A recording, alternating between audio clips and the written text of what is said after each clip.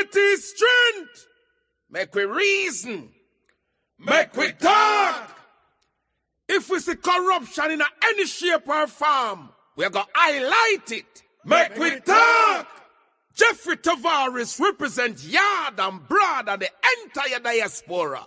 As long as it affects the life of our nation, uncover the truth, make we reason, make we talk. And we don't care about no vumva viva va, no upper echelon, nobody is not above the law. As long as it not help Jamaica, make we talk.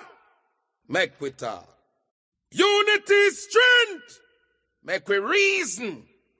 Make we talk. If we see corruption in any shape or form, we're going to highlight it. Make we talk. Jeffrey Tavares represents Yard and Broad and the entire diaspora. As long as it affects the life of our nation, uncover the truth, make we reason, make we talk. And we don't care about no vumva viva va, no upper echelon, nobody is not above the law. As long as it not help Jamaica, make we talk. Make we talk. Unity is strength. Make we reason. Make we talk. If we see corruption in any shape or form, we're going to highlight it. Make we talk. Jeffrey Tavares represents Yard and Broad and the entire diaspora. As long as it affects the life of our nation, uncover the truth, make we reason, make we talk. And we don't care about no vumva viva va, no upper echelon, nobody is not above the law. As long as it not help Jamaica, make we talk. Make we talk. Unity is strength. Make we reason. Make we talk. If we see corruption in any shape or form, we're going to highlight it. Make we talk. Jeffrey Tavares represents Yard and Broad and the entire diaspora. As long as it affects the life of our nation, uncover the truth, make we reason, make we talk. And we don't care about no vumva viva va, no upper echelon, nobody is not above the law. As long as it not help Jamaica, make we talk. Make we talk. Unity is strength. Make we reason. Make we talk. If we see corruption in any shape or form, we're going to highlight it. Make we talk. Jeffrey Tavares represents Yard and Broad and the entire diaspora. As long as it affects the life of our nation, uncover the truth, make we reason, make we talk. And we don't care about no vumva viva va, no upper echelon, nobody is not above the law. As long as it not help Jamaica, make we talk. Make we talk. Unity is strength. Make we reason. Make we talk. If we see corruption in any shape or form, we're going to highlight it. Make we talk. Jeffrey Tavares represents Yard and Broad and the entire diaspora. As long as it affects the life of our nation, uncover the truth, make we reason, make we talk. And we don't care about no vumva viva va, no upper echelon, nobody is not above the law. As long as it not help Jamaica, make we talk. Make we talk. Unity is strength. Make we reason. Make we talk. If we see corruption in any shape or form, we're going to highlight it. Make we talk. Jeffrey Tavares represents Yard and Broad and the entire diaspora. As long as it affects the life of our nation, uncover the truth, make we reason, make we talk. And we don't care about no vumva viva va, no upper echelon, nobody is not above the law. As long as it not help Jamaica, make we talk. Good evening, wherever listening, watching from around the world and the Eastern Caribbean. This is the Mek Wi Talk program with yours truly, Jeffrey Tavares. This evening, it's a very important evening. We're going to speak about the public transport sector. We're also going to speak about the speaker and her husband. This isn't the speaker and her husband is at some loggerhead in the parliament. But this evening, my question this evening to the public transport sector and to those who are involved in the public transport sector, did Minister Darrell Vaz play a three-card trick on the public transport sector. We're going to speak about that. We're going to have people call in from the public transport sector. We're going to have a lot of people calling in to get their views. Did the minister, along with presidents, did they play a three-card trick on members of the public transport sector? That's the question I'm asking tonight. I'm not disrespecting anyone. I'm not going beyond or over anybody's head. This is my program, and I'm running a current affair program. And I'm asking the question tonight. Did the minister play a three-card trick on members of the public transport sector? Based on all that we're hearing, based on all that we see so far, let us ask the question. Did Minister Darrell Vaz play a three-card trick on members of the PPV sector? Why is it I can't give them a fair increase? We spoke about it last night. But we're asking questions tonight. And we said last night that the $1.4 billion bus scandal is rocking this country. There is more to it. And we're going to ask questions. We're going to dig deeper to what is going on. Did those buses donated to the government of Jamaica? Or did they pay for them? Why is it that he can't give members of the public transport sector a fair increase? Let's jump. Why can't give them a fair increase? Listen to what CVM is saying. Let's go here. PPV operators will have to wait longer for 16% fare hikes. So Jamaica's public passenger vehicle PPV operators will have to wait longer for a promised 16% fare increase despite soaring fuel prices. Minister of Transport Darrell Vaz acknowledged the strain on the sector due to rising fuel costs, tolls, insurance and maintenance. He stated the 16% fare adjustment is under continued consideration, balancing its impact on inflation. Vaz assured that the commitment made to operators will be met. The government is fast-tracking the fare adjustment implementation and exploring relief measures like insurance premium reductions and concessionary tolls. My question to the minister tonight. Last year, you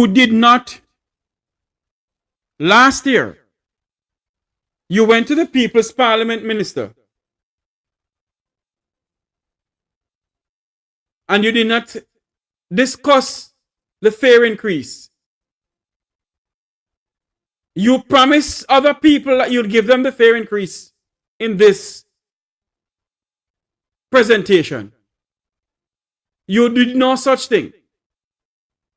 How long must members of the public transport sector wait? I have friends in the public transport sector. But how long must they wait, minister? How long must the people of the public transport sector wait? And that is why I keep on saying this.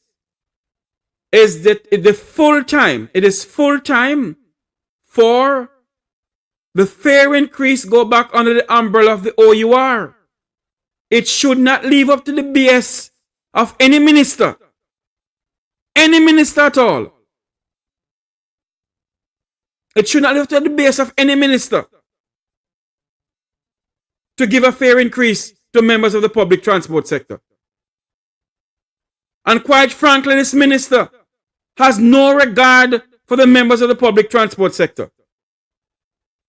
This minister believes that he is some demigods.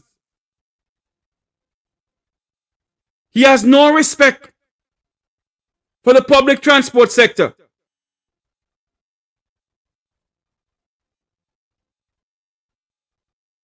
And all he does is to have the presidents around his little finger like some yo-yo.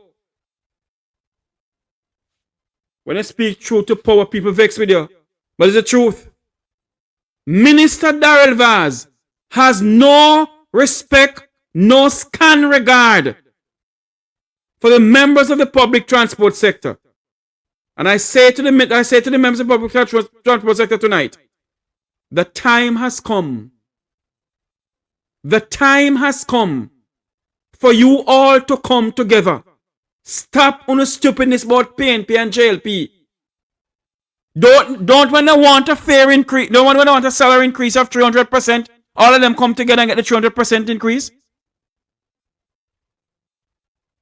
When every single member of the public transport sector must come together, they don't want to come together.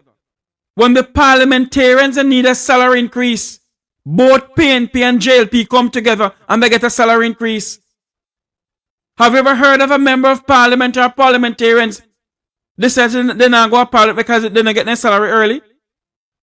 Have you ever heard that? Never in the history of this country. But Daryl Vaz believe that the Jamaican people are a bunch of no-no heads. Daryl Vaz believe that the members of the public transport sector are a bunch of Jacobes. And that is why he doesn't have any respect for none of you. Who don't want to hear me talk, come off of the platform because I'm not begging you nothing. And when you call things like these, the bus and taxi operators will not interact with you. So when these things happen, if it happen to you, because you don't chatting on a WhatsApp group, you're not going no further.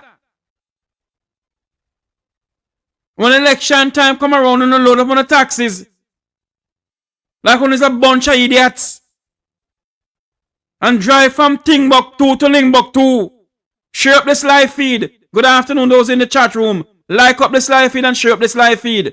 Make it go to whosoever it's supposed to go to.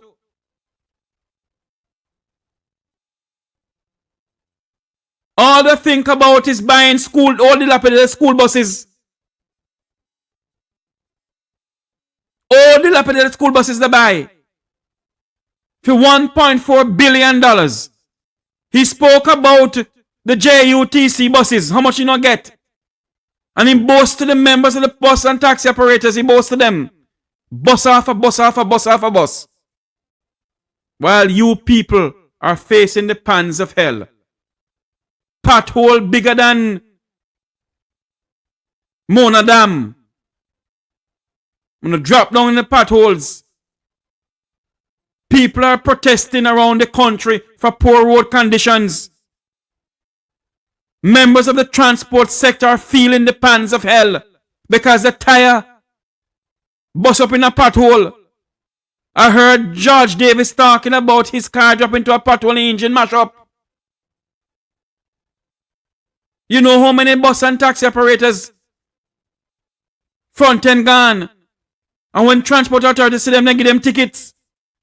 And this minister, along with Andrew Holness' administration, refused to give the people them their fare increase. But when they want 300% increase, they get it.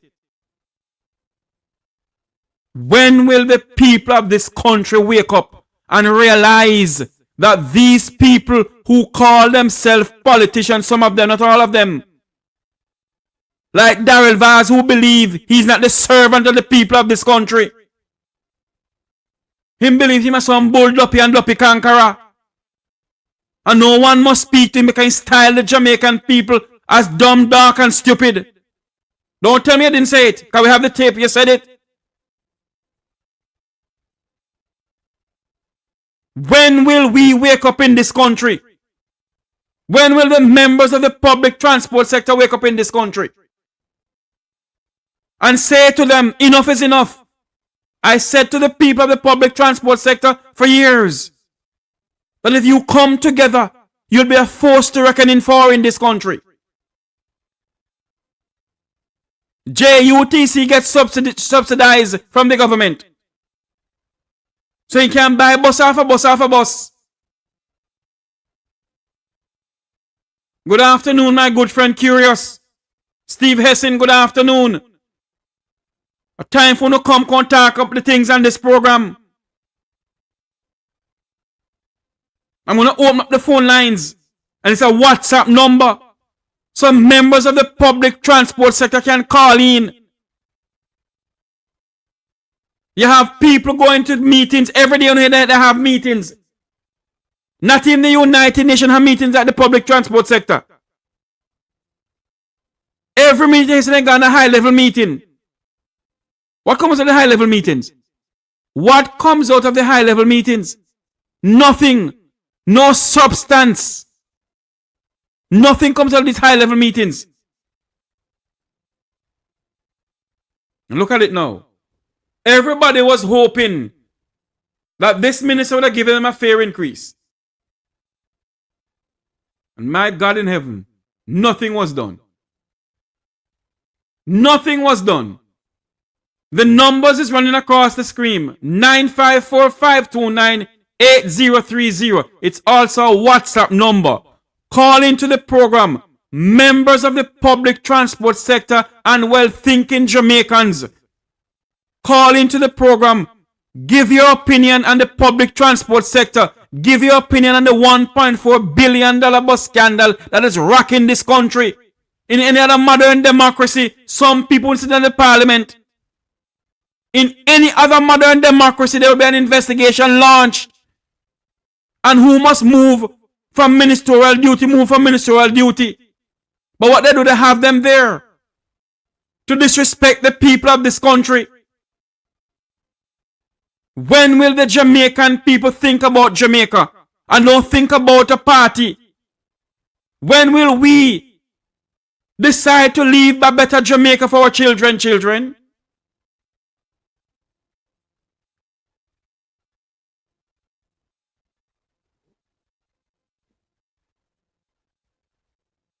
When will we do so? When will we as Jamaicans get up and say enough of this politicking? From 1962, we have been swapping black dog for monkey in this country. When will we wake up and demand accountability? When will we say to them, you are the servant of the people of this country?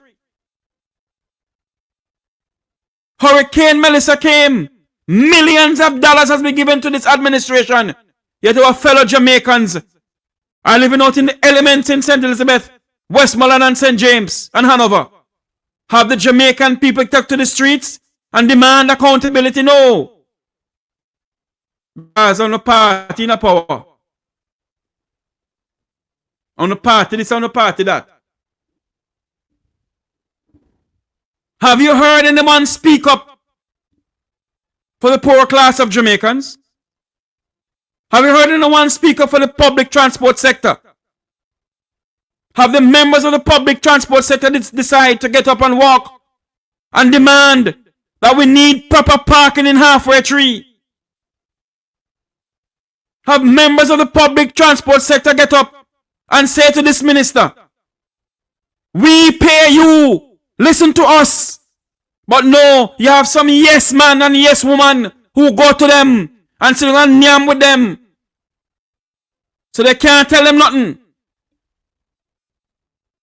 It's time, it is full time for we the people.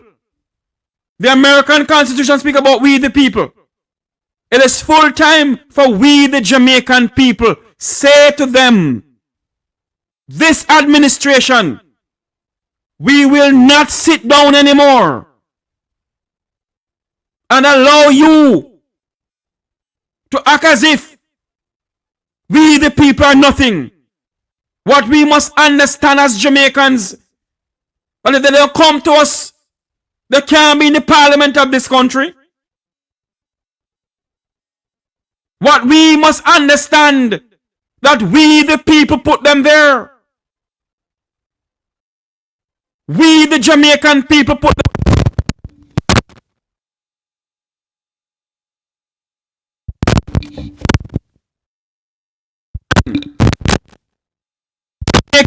them. There.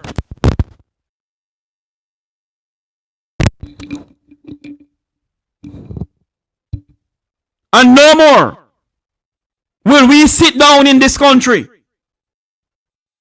and believe that there are some demigods, because there are some Jamaicans who worship these people. Want bass?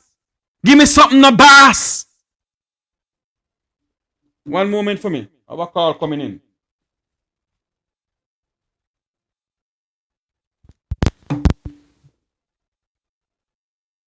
What happened to this phone? Steve, call me back.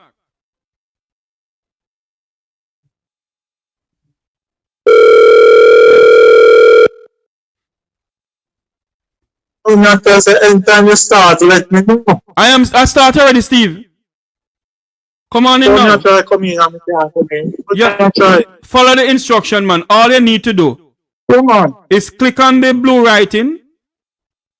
Yes. Follow the instruction. If you have a Facebook page, just follow the instruction and come on in. Oh, that me too. Alright. Yes.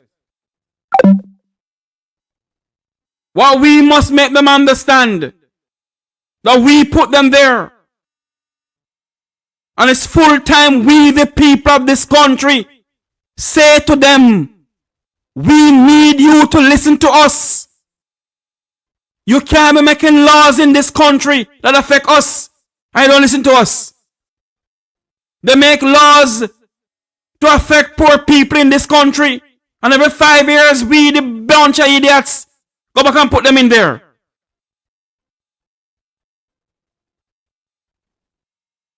When will we stand up in this country? When will we say enough is enough?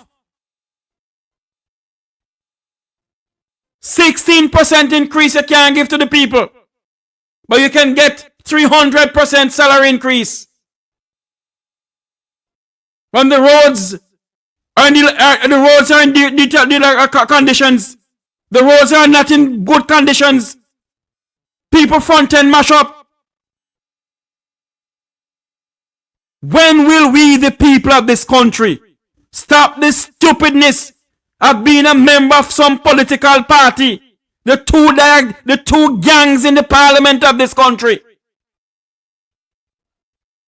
The two political gangs in the parliament of this country. When will we wake up? When will we stand up in this country? And stop being so afraid. I have nothing against Vive Cartel. I help to call for him to be released. But the Jamaican people priorities is wrong. They take to the streets free world boss. And they're dying for hunger. I have no water. It is a damn shame that we are 60 something years old. A majority of people have no water in their pipes. The damn shame that the transport authority can be given license and the government of the day cannot provide proper parking, cannot provide proper facilities for the people of this country. When will we wake up? When will we say we are no members of any political party? We are Jamaicans. When will we wake up? The two dire gangs in this country. No better barrel, no better herring. The two political gangs have been ruling this country from when until now. When will we wake up and face accountability in this country and demand a government of the people, for the people, and by the people?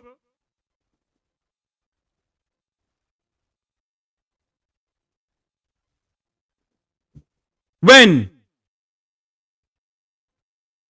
It's full time we do something, Jamaicans. It's full time the members of the public transport sector send a clear message to this minister. Send a clear message to this minister.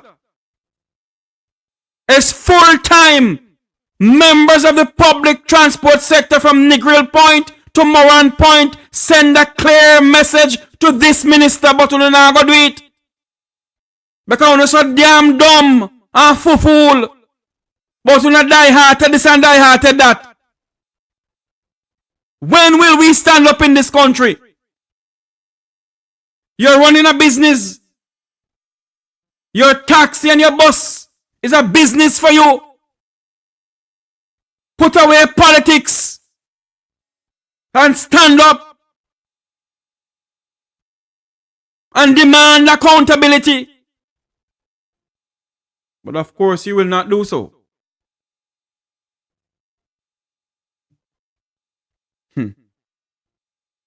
You will not do so.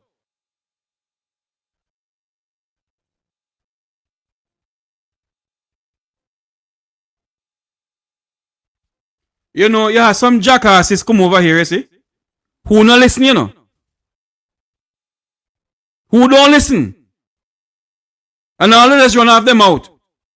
But I listen to those idiots tonight, you know, and I watch them. I am speaking something. I am talking about something that's affecting everybody.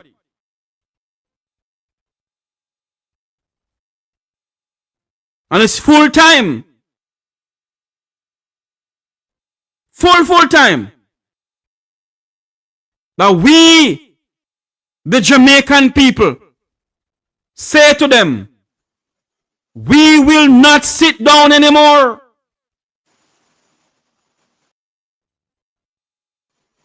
I have with me my good friend Steve Hessin. Hessin, good afternoon to you.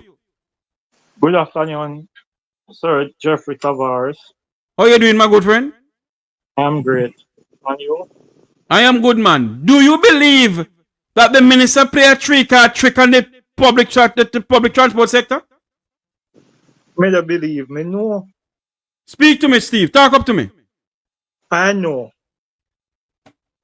From almost 3 years now, Yes. we're supposed to get a 15%, 16% from almost 3 years now, and we're still not getting it. Plus, from that time until now, we're supposed to get it. And the minister yesterday said nothing about us. Him don't say, him not even bring us our care. Didn't this minister last year, Steve, sectoral debate, did the same thing to you all? Yes, man. This minister do not care nothing about the public transportation. Why you say that? Talk to me, Steve. Because about 3 years now, or 2 years now, each time a minister go to parliament and talk, him don't talk nothing about us. See, Hurricane pass, Hurricane Melissa, and every sector get something. Every sector get something from the minister. The transportation sector is the only sector never get nothing from the minister. So it shows you that the minister of transport caring zero about us. So tell me something now, Steve. Don't the public transport sector have presidents who go to meetings and so forth? Do they report back to the people when they go to these high level meetings? No, I never get a report back.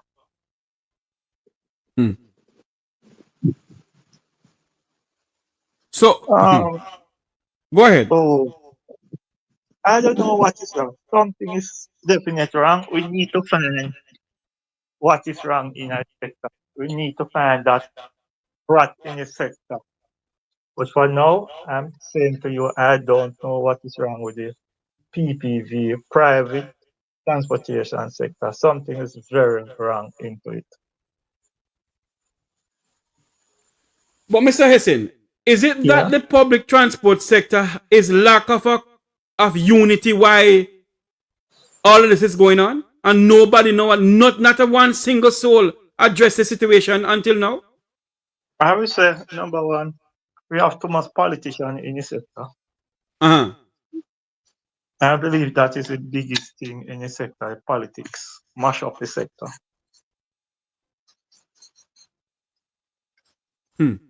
Why is there too much politics in the sector? Because normally people just stand up for something. But our president them don't stand up for nothing. I don't know. The numbers to call in, hold on for me, Steve. The numbers to call in is 954-529-8030. It's also a WhatsApp number. For those who live in Jamaica, you can call via WhatsApp 954-529-8030. We're talking about transport tonight. We're talking about the $1.4 billion bus scandal. We're also talking about the 16% fare increase for bus and taxi operators, where the minister believes that these people are nothing to him. They are nothing to him. They are beneath him. So he doesn't give a flying kahuna about them. We're speaking to a transport operator, my good friend Steve Hessen. But Steve, do you believe that the members of the public transport sector will take to the streets today, sometime in the coming week, about this? My grandparents teach me one thing. When the drum is full, it must run over. One day the dam must burst. And pressure burst pipe. And one day it will burst. Right? It just a matter of time. Just a matter of time. And time is the most important thing. So we're going to sit and watch when it's going to run over or when the pressure bursts the pipe. It is a must, it is a must, but when? That is the answer, when? You know something, Steve? I think these people are putting the Jamaican people back against the wall, And when I said I think they are putting the Jamaican people back against the wall. Because one of these days, we're going to see something happen in this country in the likes I've never seen before. Because the Jamaican people are getting tired and fed up of what is going on in this country. And it's full time we as Jamaicans, Mr. Hessen, put away politics. It's full time the bus and taxi riders put away politics. You don't think so, sir? Yeah, man. But as me say, the drum are full up. The drum are full up little by little. So it's soon full. And when it's full, it must run over. Have you heard the president's address the situation since morning, sir? No. So what happened to them? Them in some high profile meeting. I have joining me right now, Sir Curious. Curious, welcome to the program. Yes, sir. Good evening. And good evening to your listeners. Yes, man. I can hear you properly because I can hardly hear you. If you're using an earpiece, check out the earpiece. Okay, let me do that right away. I'll turn up the phone more. Yes. Bear with me a bit there. We're speaking to two members of the public transport sector. Did the minister, along with presidents, play a three-card trick on the public transport sector yesterday evening? We're speaking to Sir Steve Hessen and my other good friend, Sir Curious. Curious, welcome back to the program. Mr. Nesbitt. Yes, sir. You hearing me now? Yes, Mr. Nesbitt. Yes, Mr. Nesbitt. Go ahead, Mr. Conroy Nesbitt. Go ahead, sir. Yes, sir, Jeffrey. You hearing me well? Loud and clear from Negril Point to Moran Point to all the parliament hearing you. We're hearing you very clear. Wonderful. Wonderful. I'm quite comfortable with Curious. I believe that we've been tricked and we've been getting tricked for a while now. And I tell you something, it is a great injustice to our members. We are the only group that the government like that. You're gone down low now, Curious. I can hardly hear it. Speaking the thing, man. We are the only group that they are treating so bad. It is so unfair because we are facing increase behind increase. It is not easy when you're doing business and your overheads keep going up and you have to be, getting the same thing. So something have to happen. If government fail to fix or stabilize the economy, we should not bear the burden because we have family, we have children going to school. I know a lot of operators who are sick and they can't afford a bill of health. And I'm telling you, my brother Jeffrey and Sir Steve and all the listeners, that we're not talking for sure. I know operators that is sick right now and cannot afford a bill of health. A lot of us are struggling with our taxi car and bus to maintain it and keep it on the road. So the government have to do something, and they have to be fair. And where it's at right now, yes, I believe that only thing left now is for us to withdraw our service. So do you think that's going to happen, Sakiros? Curious? Right. Yes. 2021. Yes, Mr. Nesbitt, go ahead. When Minister Delroy Chuck was dishing out threats to the transport sector to take away the man them driver's license and imprison them, a lot of us was asking the question, will the sector come out and defend themselves? Will we strike? And I'm telling you, a little man by the name of Wildlife, yes, One Love, put in the footwork, and the sector withdrew them service right across Jamaica. Respect to that man. 2023 again, when they continue to issue more threat to us, to our driver's license, and how we provide for the family. yes, The question was asked again, the same one that you asked. yes, And some of them laugh after we and say, I chat them a chat. But between myself and the same gentleman on the line with you, Sir Steve, yes, and next brethren by the name of Leslie, Leon Patterson, Kunta, yes, quite a few of us, and a little man in a mobile, what we call Outer Road. yes, an outer road.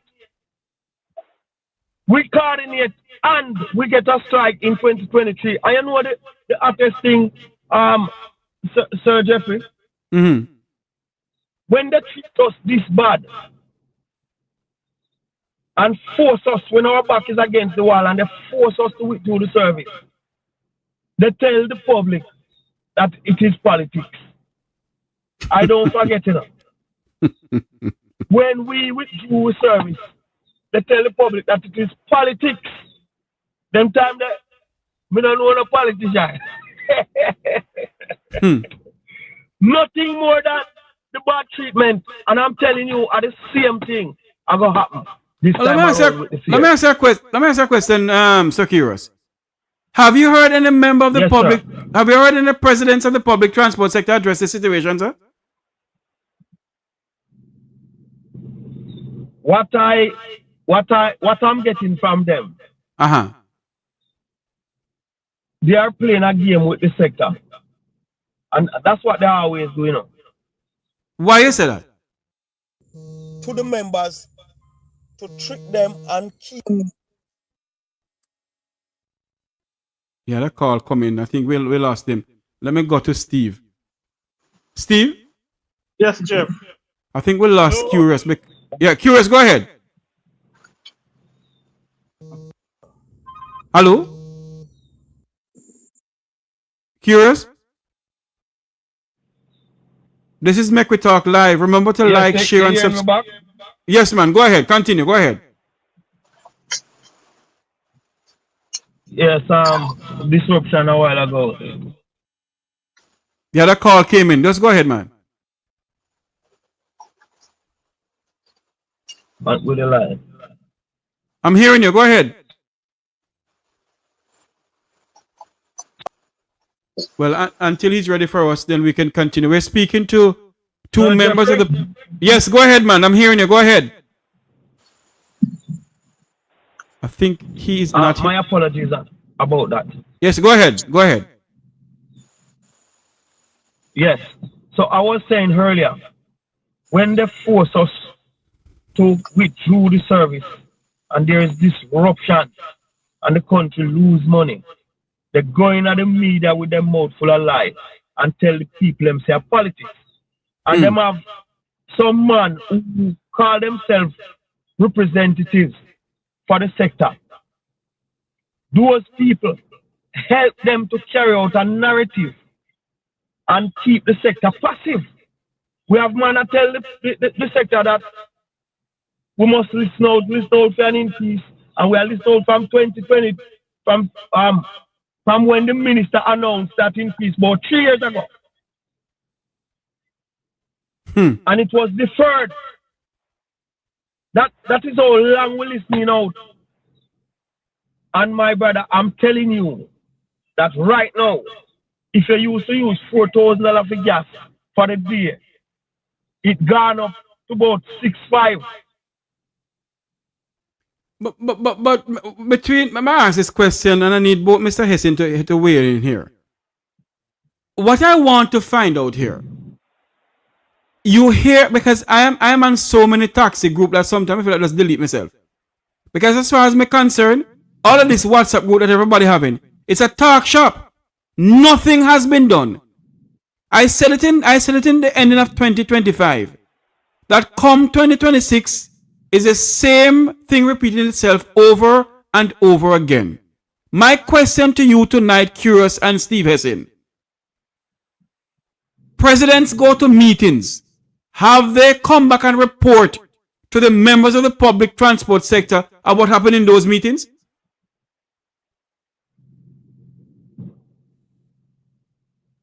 You want me to respond? Please. All right, let me go before Brother Steve. Watch me now. They will come and report when it is convenient. You know, we put in a proposal to the Transport Authority for a flat rate in the corporate area. The Transport Authority told me with 3 other members in a meeting that they agree with the flat rate. Now, you know me, I have to go run taxi and take care of myself and my family. Right. So, there are people like Mr. Finnegan who is on the committee, and they claim that they're going to follow up with the flat rate. At some point in time, the flat rate was turned down, and if I wasn't quarreling one day, I wouldn't know say the flat rate was turned down. So I'm saying to you that they report what is convenient to keep the members passive. Every time when it comes for industrial action, when we're supposed to stand up and get the authorities to do things, they always against us and for the government. Who is always against you people? We have Mr. Finnegan and we have Mr. Newman. About 3 years now, they've been telling me personally that they don't support any strike. Not at this time, because they are getting good talk from government. So hold on here now. And that is how they keep the passive. So hold on here. Let me ask Mr. Hessin this. So Hessin, come on in here, man. Unmute your mic. So me ask this question here tonight. They say they're getting good word from the minister. So they're getting good word from the minister, Hessin. Don't you think the minister would give them some fair increase this evening, yesterday evening? Yes, Jeffrey, but when them say good words, you must understand what they mean. Good words to them to sit around a table and drink coffee and shake hands. That's the good words, man. You understand? Yes. Because 2.5 years, going 3 years now, we're supposed to get at 16%, but they may differ from us. And you want to tell me 3 years down the line, we still can't get to 16%, and gas, tire, everything go up every day. One bag juice, what used to sell almost about $5. Now one bag juice about $70. Wow. Right? How much for a party now, Steve, in Jamaica? $400. Lord have his mercy. One Pepsi and those things. I must have maybe see one yesterday. A lady tell me $250. Wow. So all of this going on, Mr. Hessin and Curious. So Mr. Finnegan and our good friend Edgerton Newman don't feel that you people are feeling the pans of hell out there? Tire going up, parts going up, everything going up, oil going up, transmission fluid going up, plug going up, everything going up? If them talk is we must wait. How long can we wait for? Oh, when the drum is full, how long can it wait to overflow? When the pressure is right, how long can it wait until it bursts? I don't know. But Sir Steve, Yeah. Sir Steve, Yes, I don't cut you. circular. That is exactly what happened. The 2 times that the sector strike, that is exactly what happened. The bucket over full and flow. That is what happened. And I'm saying to my brother, Sir Jeffrey, that despite what they are doing, the cup are full. And when it starts overflow, the sector will withdraw. Yes, and man like me, I am here to ensure that once the sector ready, yeah man, and I know that Steve and a couple of the members, once the man them ready and woman, we are ready and willing. Now, let me highlight this. A withdrawal of service, we are fully legal to withdraw service and to have peaceful protest. So we are not promoting anything criminal. We are forced as a people by those in authority where we have to take a stand, and it always boils down to a withdrawal of service. And it is very, very sad. Very, very sad because no other group is getting treated the way we are being treated. Now, I must highlight that traffic tickets from 2018 up until 2023, the new Road Traffic Act, and that fall under the old system. This current administration that is led by in this category, the Minister of Justice, they are using those unlawful traffic tickets to prosecute Jamaican people and compound the problem.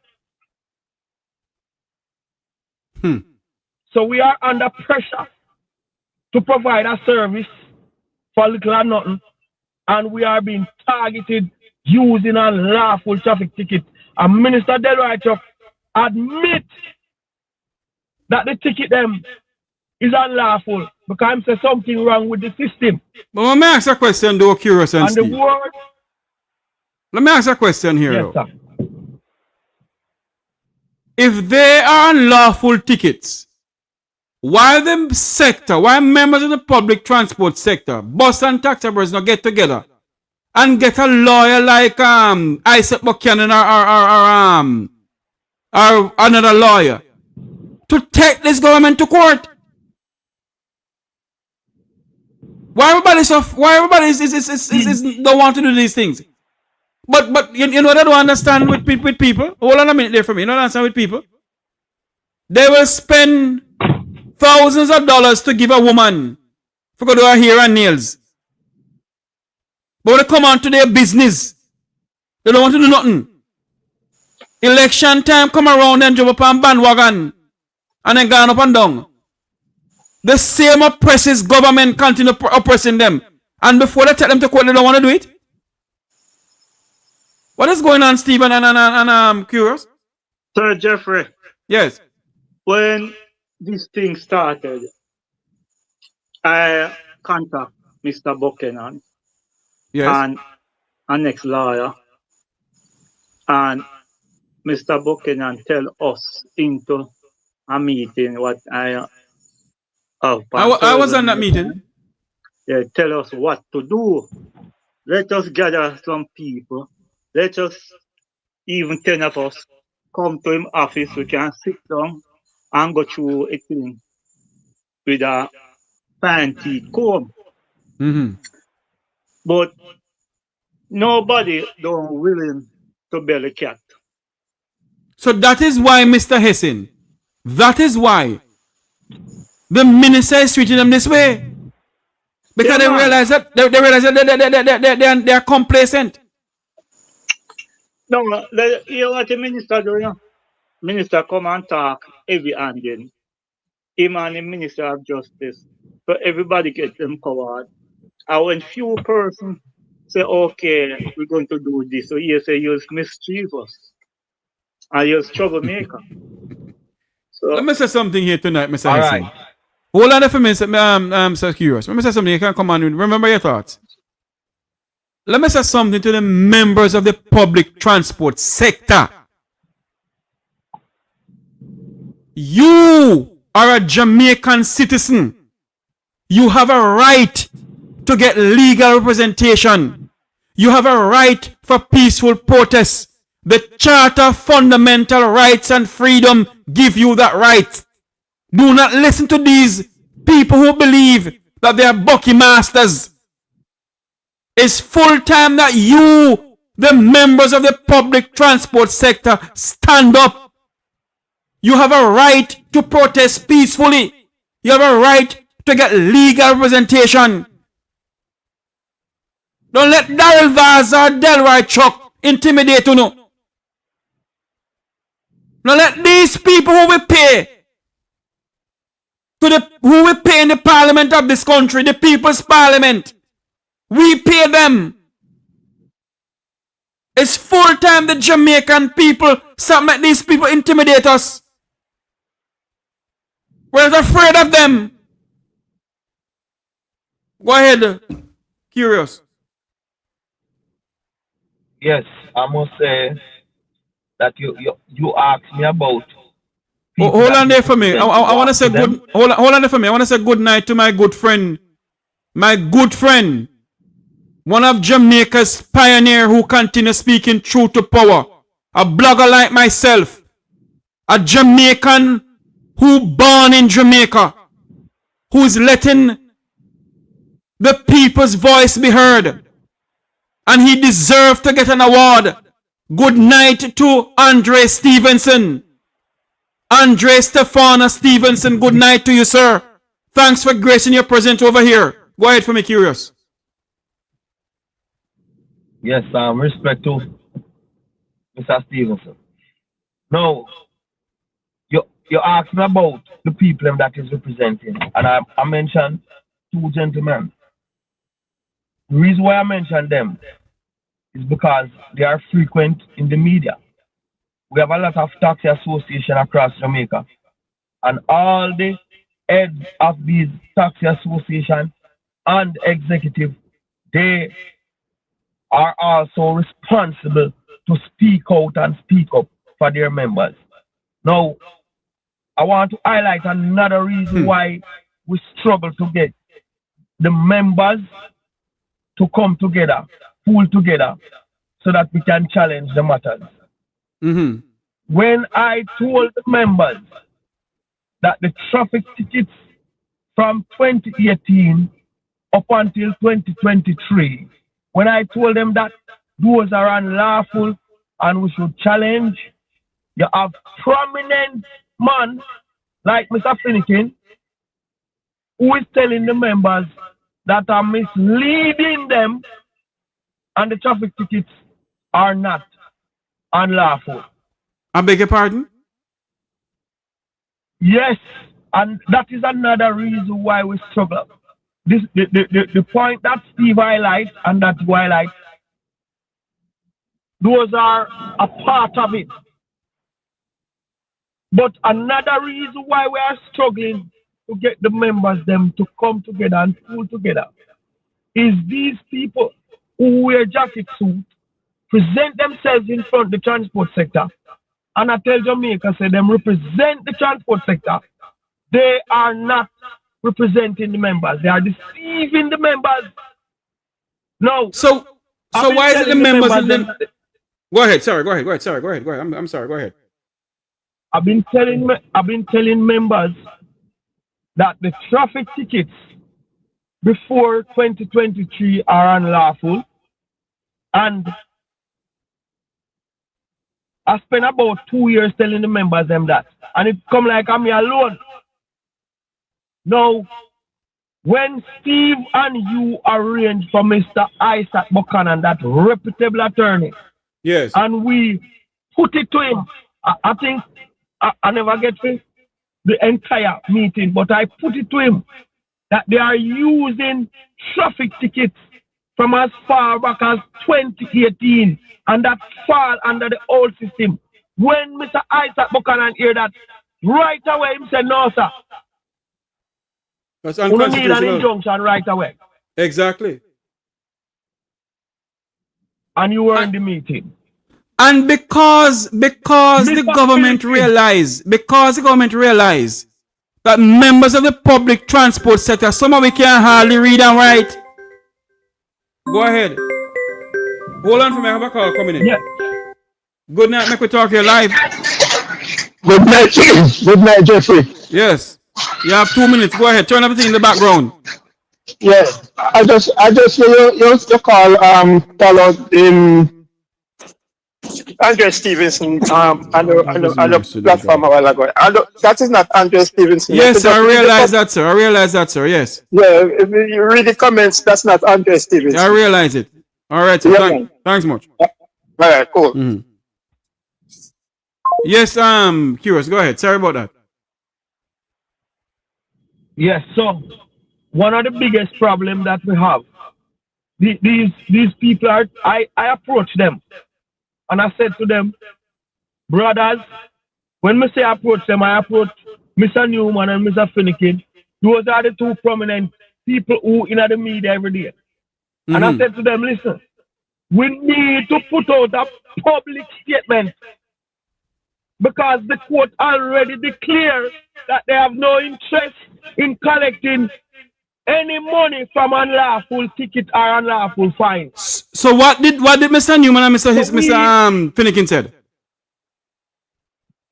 I'm saying to you that they keep telling the members that are misleading. And that is one of the reasons. So hold on for me, Curious. Curious, hold on for me. Yes, sir. An attorney at law, Isaac Buchanan. I was on the meeting too when he said that they need an injunction.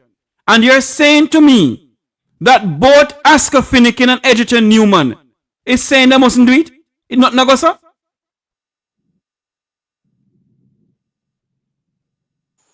I'm saying to you that they does not directly tell anyone not to do an injunction and not to have court action. What they told the members is that the traffic tickets are not unlawful. Not all of them.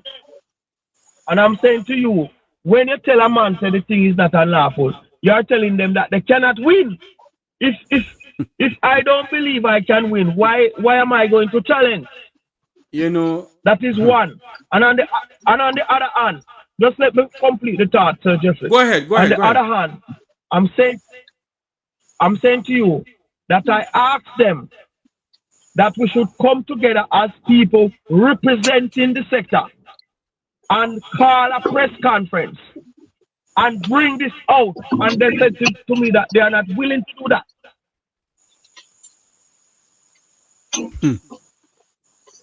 They as president are not willing to do that. Sir Jeffrey. Go ahead. That's what they told me. Yes, Steve, go ahead. The only time Jamaican people can get justice is when we strike.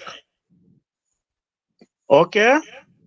If a road bad, when people block the road, we hear that tomorrow or next week I'm going to fix it. Anything in Jamaica you want to done by the government, you have to block the road or withdraw your service. I believe it's full time now. We have a thing stay at our yard, stay home. All PPV owner and driver stay on the yard and let the government come and understand that them have rights, we have rights too. So to get our rights, we have to do this or we have to do that, and then we can achieve what we want. You know something, Steve, and curious. When you look across the world, the great United States of America, when the people of the United States take to the streets to protest, they don't protest as Democrats and Republicans, they protest as Americans. And until the Jamaican people understand that Jamaica come first, not any Jamaica Labour Party or a People's National Party or a UIC or a Never Dare Move, that's the NDM, until we can come together and demand that we, the people, come first. Then, if the members of the public transport sector, every single one of you, should just come together and stand up together, you'll be a force to reckon for in this country. Yes, why are we so divided? Go ahead. I agree with you, and I must say that I agree with Sir Essin. That was what we pulled off 2023. We were asking members to just stay home, because once we stay home, they can't do us nothing. They can't tell lies, say we did out a road and not do anything. So I'm on board with that. But I want to clarify something. Go ahead. Because, they would try anything. And I'm in the public space now. Right. Now, I said all tickets before 2023 are illegal, are unlawful. And I just want to add to that all tickets before 2023 that the court did not write an arrest warrant on are unlawful. So I just want to make that clear. All tickets before 2023 that the court did not write an arrest warrant on are unlawful. So we just want to clear that up.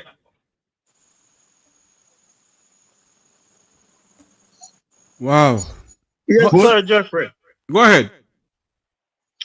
You see, when you sit down and analyze it, the hurricane passed. All ministers come out and do something for them sector. The only sector never get attention is the private PPV sector. JPS get how many $1 million and JPS making billions of dollars a year time. And then get how many this. Everybody is agriculture get money. Every sector, tourism get money. Every sector get money. The only sector never get a dollar was the transportation sector, the PPV sector. And it's like nobody cares. The minister don't care, the transport authority don't care, the leaders them or president them don't care, because everybody okay. And it's hard to know that okay. When you go through and like when the people vice get Isaac Buchanan to come on, we get about 2 lawyers to come on from the people vice. We get a lot of people to come on.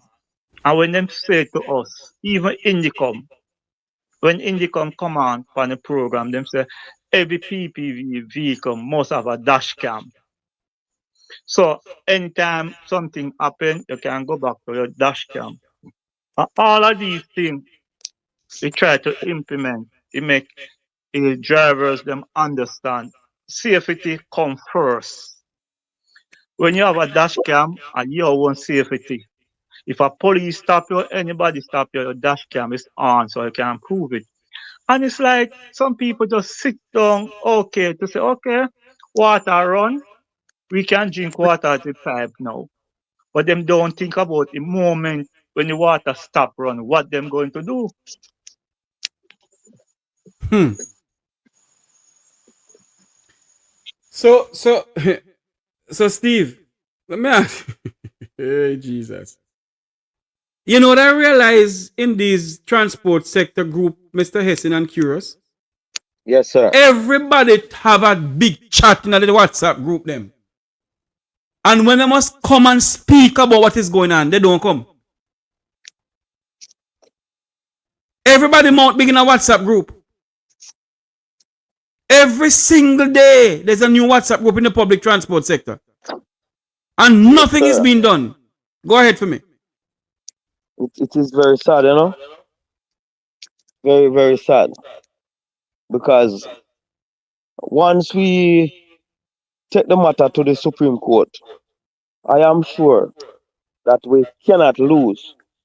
Regarding the fear, we need court action because we need the fear to be stopped regulated by the minister or any minister. We want it to be regulated by a body like, you know, the OUR. Is the OUR in Mr. Curious? Pardon? The OUR, it must go back to the body of the OUR. Omar Davies, under the People's National Party, was the one who took it away from the OUR. Wonderful.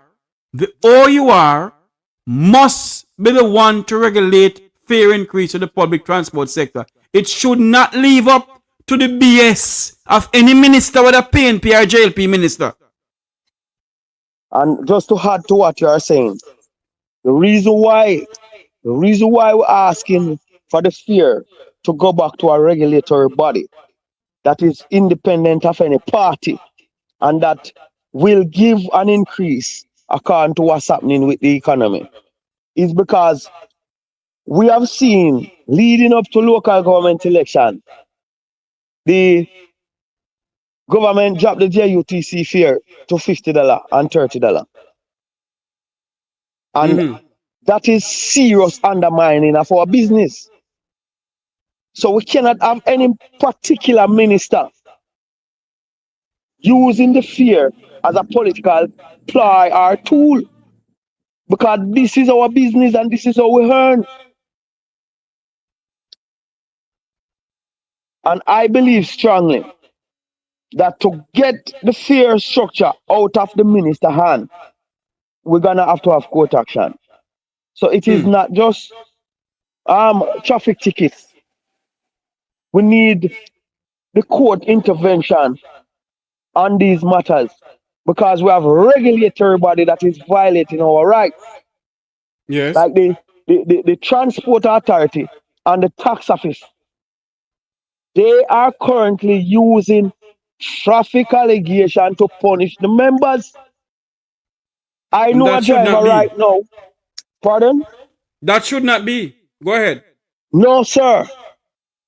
That is a constitutional breach, and I'm sure of it. Every member, every Jamaican citizen is entitled to a fair trial before a court, before you are punished. And there's no regulatory body that have the power to punish you. And just for the listeners, so that them understand what I'm saying. I know a gentleman who run taxi all of his life.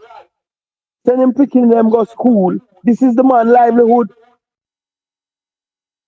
That gentleman, because of he does not have any new tickets. All of his tickets would fall under the old paper system, and all of them is before 2023. Before the new electronic system and before the new Road Traffic Act. The same tickets that I highlight as unlawful. That gentleman lost his driver's license and cannot get it replaced because the tax office I tell him say him can't get the driver's license except the unlawful tickets are removed off him from office is TRN. That is to punish him. So you know what I'm going to talk the truth.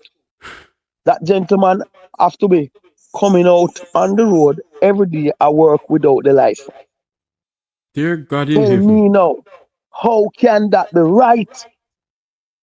So the one hand is the ticket them unlawful, and two, we have regulatory body like the tax office and the transport authority that is punishing members using traffic allegation before it go to the court. Until the court rule, it is an allegation. So let me ask So- a question. Oh, sorry. Yes, Go sir. ahead. Go ahead. Yeah, man, I'm listening to you. Lord, have His mercy upon us, oh Lord. You forget the question, Sir Jeffrey? No. I'm saying to myself, all of this is going on, and nobody to help the sector. None of these presidents not doing anything to help the sector. Jeffrey, Yes. Yes, sir. let me tell you something. I grew up with my granny, and my granny tell me, say, sick man don't care, doctor cannot cure. True. At the People Vice Transportation Group, we go to extreme to say to the drivers them we keep in meeting like Sunday evening, like maybe every other Sunday or sometimes once per month. Guys, wanna come, let us sit down, let us go to a bargain table. Let us talk what we want. And when meeting call, a lot of people don't turn up. But the next morning, we hear them from the group and them talk and them powerful. But when them supposed to come to the bargain table, everybody have sick, everybody find excuse. So I'm saying now, a slave, remember now, when a slave was in the cane field before them strike, them always tell one another and some people say, no, we can't do it until them back is against the wall. Hmm. At this present moment now, it come like a transportation back is on the wall. And I hope everybody gain them consciousness and will say, yes, it's full time now. We stop this. Who's I want to do this, I want to do that, no, we need to go to the bargain table. Let us sit at the bargain table. We have ways and means to stop all of these things. The only thing we want is unity. A PPV sector is the biggest sector in Jamaica. Hold on, you have a call coming in, Steve. Hold on, you have a call coming in, Steve. Good night, Mek Wi Talk Transport. Good night. Hello? Hello? Yeah, I'm calling. I want to calling so I can get it on the program, but not hearing anything. You're live on air, sir. Go ahead. Okay. I was just wanting to listen. Pardon me? Yeah, I just wanted to listen in. Where it is on the transport group, you know, sir. It is on the transport group. Whatever transport group we're on, it's on it. I was sent this number. Somebody sent me the number. Okay, cool. Sorry. You have anything to say about it? God help us. Go ahead. Yes, so I'm saying, Jeffrey, if we want better for the sector, we need to go to the bargain table. We have help out there now. As I said, People Vice Transportation Group go to extreme to get help. So why members them can't just come together, let us band together, go to a meeting with who we have to go to meeting with and start the project from there. I don't know why people just believe they want to sit in them house and the carry things come give them and they believe that is it. No, all of us, if one by one go across the river, alligator will eat us. But if all of us go across the river one time, alligator cannot eat us. And that happened to us now. The president and all of these people, them every week, them gonna high profile meeting. With who? With for what? You understand? We have to take up our business in our hand. We need to come together, join force together, and do what we want to do and what we must do. And then the sector will be a better place. Jamaica, in Jamaica, the PPV sector is the biggest sector in Jamaica. And what's wrong with us? We are weakest. You understand? So we need to come together, join hands and heart together. The weakest link is strong like the strongest one. Let us join force together and work together and achieve what we want. That is a frontline duty. You know, as we here talking now, let me say this. This is the Mek Wi Talk program. We're talking transport tonight. The number to call is 954-529-8030. It's also a WhatsApp number. I've sent the number in all the taxi group that I am in. And you don't hear not one member of the taxi of the bus and taxi group calling, you know. But tomorrow morning, you're gonna hear them and the group chatting up them out. What is going on in this country when it comes to the public transport sector, Securus? Why are these people so quiet? Well, I know that I'm not quiet. And I will never be quiet. Because I abhor injustice. And I will not stop until I get all my brothers and sisters to take a stand. Because as I said, yes, they are currently talking about a traffic ticket there. And they're asking people to come in and register. If you listen to the advertisement that they put out, they highlight the year 2018. They highlight the year 2018. And that year means that the CD, where them call themselves the court administration, is fully aware of the unlawful traffic tickets.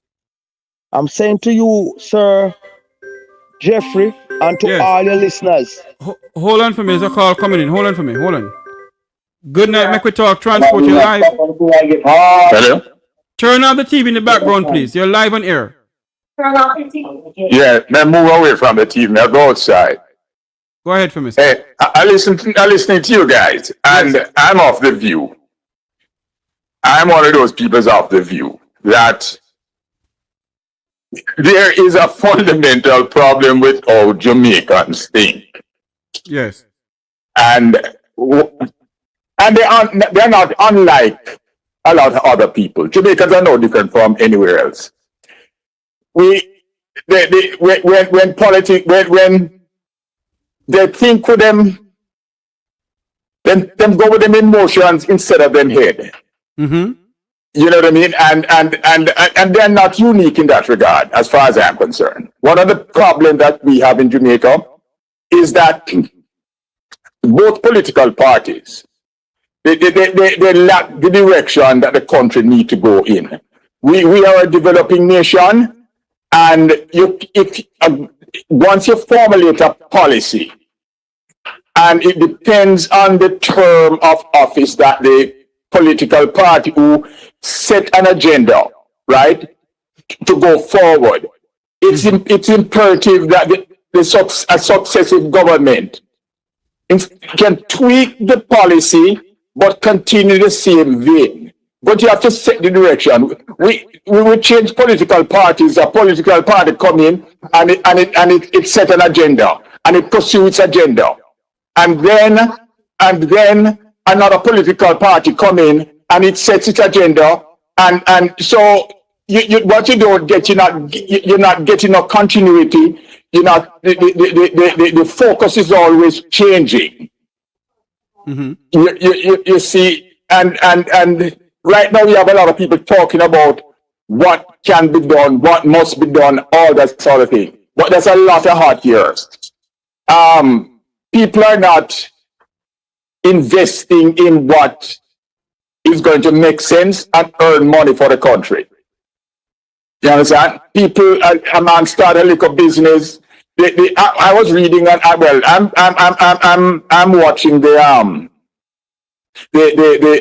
agricultural sector, and agriculture and agro is only less than 10% of our GDP. Less than 10%. Yes. Right. Jamaica is a land a land that can grow anything. If we can bend our backs and drive our agriculture and agribusiness. Hold on for me, sir. Hold on, please, sir. I appreciate your call. Don't get me wrong, I appreciate your call. But I want to talk about the transport sector, sir. I don't know if you're going that long road. The transport, well, we had a problem. Jamaica had a problem. Yeah, and I'm going to go with that to that. There was a time, I remember as a boy, we had the GOS bus service. And then we have the railway service. What has happened to them? They fall by the wayside.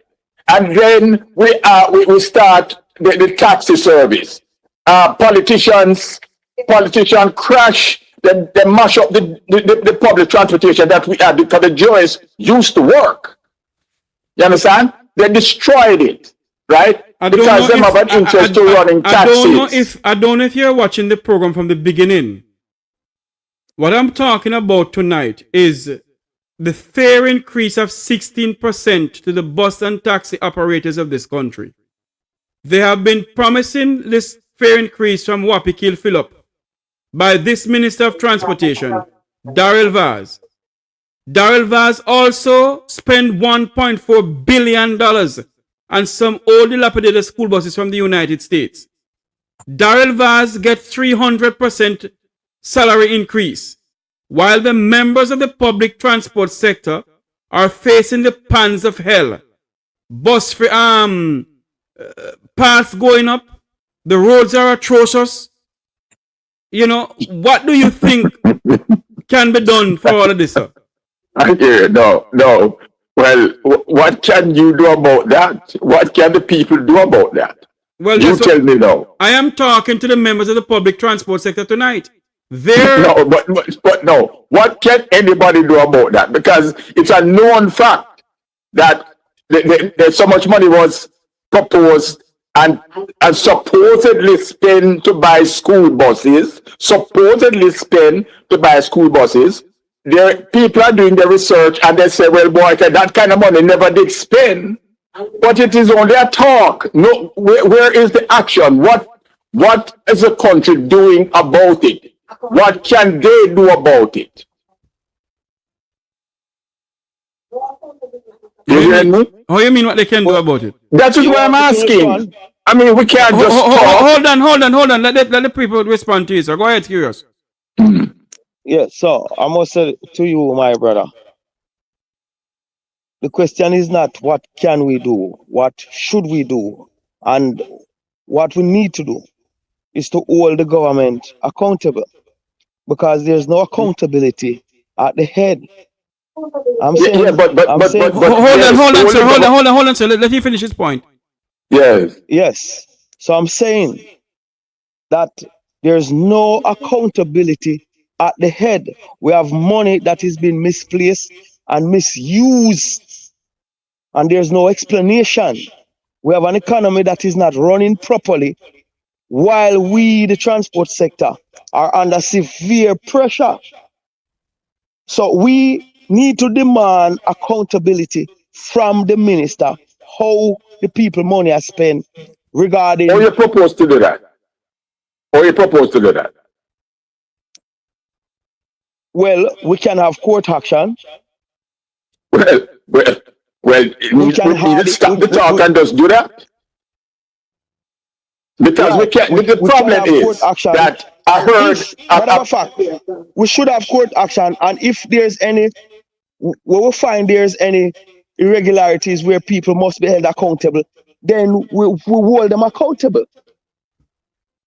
Yeah, but I hear you, and I feel your pain. You know what I mean? Because I'm a citizen of Jamaica, right? and I hear you, right? Let me ask you a question, sir. Let me ask you a question, sir. Hold on, hold on. Just talk. Hello from me, sir. Let me ask you a question. Well, last have you been back to Jamaica? Then last? Yes. Up to last year, I have my house and my business place down the same. Hold on, sir. I don't ask you what you have down there, sir. I'm asking what you have. No, but I tell you, that's the reason why I go down there. I go down there every year. Twice, sometimes 3 times a year. So, okay, you go down there every year. Do you believe at this present moment Jamaica is running properly? I don't think so. Let me ask you this question. I'm drift away from transport for a little bit. Are you aware of how much money the diaspora sent down for Hurricane Melissa? Yeah. Yes. I don't know the sum. I've sent 2. We sent 2. You know what I mean? But I don't know the number. Hold on. Have you asked how the money is being spent? Of course, I'm asking how the money is being spent. I'm upset about the lack of accountability. I'm upset about the stewardship of the country. I'm concerned about that. But the thing is, boss, we have to stop. What I'm saying. Hold on, sir. We have to stop the talk and give some action. Sir. Hold on a minute now. We have to have some decorum when you're talking, you know. Hold on a minute for me. All right, good. We're talking about transport. We just drifted over that for a little bit. If you're asking, have you asked the Jamaican ambassador or your consul general in your area how the money is being spent? Are you aware that $400,000 US was collected and handed over to Babsy Grange? Have you asked about that money, sir? Are you aware of that? No, I wasn't aware of that. But what I'm saying, sir. Hold on, sir. Please hold on. All right. All of that is going on. Every single time something happens in Jamaica, they're sent to the diaspora. What have the diaspora done? Have the diaspora asked them for any accountability? The diaspora is at fault also because the Jamaican diaspora sit down over here in the United States and wherever we are, and we hands and gloves these people. We hands and gloves these people, and we don't ask questions. When they come up here, the Prime Minister, we have to sit down and chat to the Prime Minister. We don't ask the Prime Minister how Hurricane Beryl money spent, how the COVID money spent, how Hurricane Melissa money spent. Hold on there. I think you make a mistake. You give the wrong people and the money. You give the wrong people and the money. The diaspora, they give the wrong people the money. Because, hear me, their corruption, based on the information I have, right? Corruption has never been more rampant in Jamaica than it is today. Right? So, and people elect the same people who is corrupt. So what do you expect? So the thing is, how do you fix this? You can't get up every day, talk, and that is why I'm asking you as a Jamaican living in the Jamaican diaspora, who have business in Jamaica, have houses in Jamaica.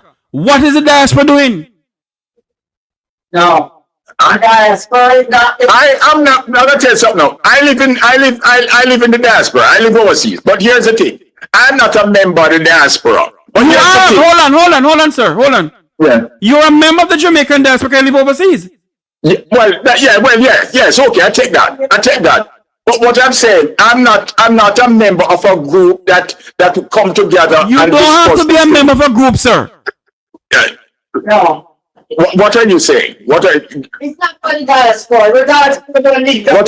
What are you saying? Anyway, I want to go back to the conversation we had. No. Flesh this out. No. Hold on, sir. You're not gonna come and tell me to run this program, sir. Hold a minute for me, sir. Please, with all due respect to you, sir. All right. With all due respect to you, sir. I was talking about transportation and I switched over to a question of the diaspora. Yeah. We, the Jamaican people who live in the diaspora. Yeah. We love to send money to Jamaica. Yes, it's our country. We must help our people. But we also have a problem by hands and gloving this government that is in power. And we don't ask questions about nothing. But hold up, a little bit. Anyway. You remember Fred? You remember Fred? Let me go back. No, hold on a little bit. Why did you trust them with the 400? Why did you trust them in the first place? Why did I do what? Trust them in the first place to give them so much money. Me give them so much money? No, the diaspora. You say no. You say Okay. you say them get them. You give one politician 400,000, and you don't know right there. So why did they give it to her? Aren't you aware of it? No, I'm not. No, I'm not aware of that. All right. Thanks for calling in, sir. Who, me? Yeah, man. Thanks for calling. I gotta go back to the No, president. I need to ask you a question. Yeah, but sir, I have a program to run. People are asking questions about the transport, sir. Jeffrey. Yes. Jeffrey. Yes. You can take him number, take his then command number, and then when you're talking about the diaspora, you can let him call in. What he can do is subscribe to the YouTube channel. When I talk about the diaspora, he can call in back. No, I will tune into your. I will tune into your program. What's the name of your program? It's Mek Wi Talk. Mek Wi Talk now. Jeffrey Tavares on YouTube. No, I will follow you. I will follow you. Yes, sir. And stay in touch because it's a conversation that we need to have. Indeed, sir. And I love to have robust conversation with my fellow Jamaicans. But it's not just you have to go beyond a conversation. We have to talk and you have to have a policy. Yes, we do. We have to have a policy, yes. But what I'm saying to you also, the Jamaicans who live in the Jamaican diaspora must come together and demand accountability out of Jamaica. Well, that goes without saying. All right, sir. That's what I stop saying. All right, my boy. Thanks very much, sir. Thank you. Yeah, but The numbers to call is 954-529-8030. I think we lost Curious. I see something here on a platform, Sir Hessin, that the price for an engine mount is $19,380. Is that so, Steve? You have to think what type of vehicle that. Remember, That's the another thing engine again. mount can run you to $50,000 now. What type of vehicle? You understand? My God. Think about it. Everything gone up. Everything gone up. Up to the dead gone up.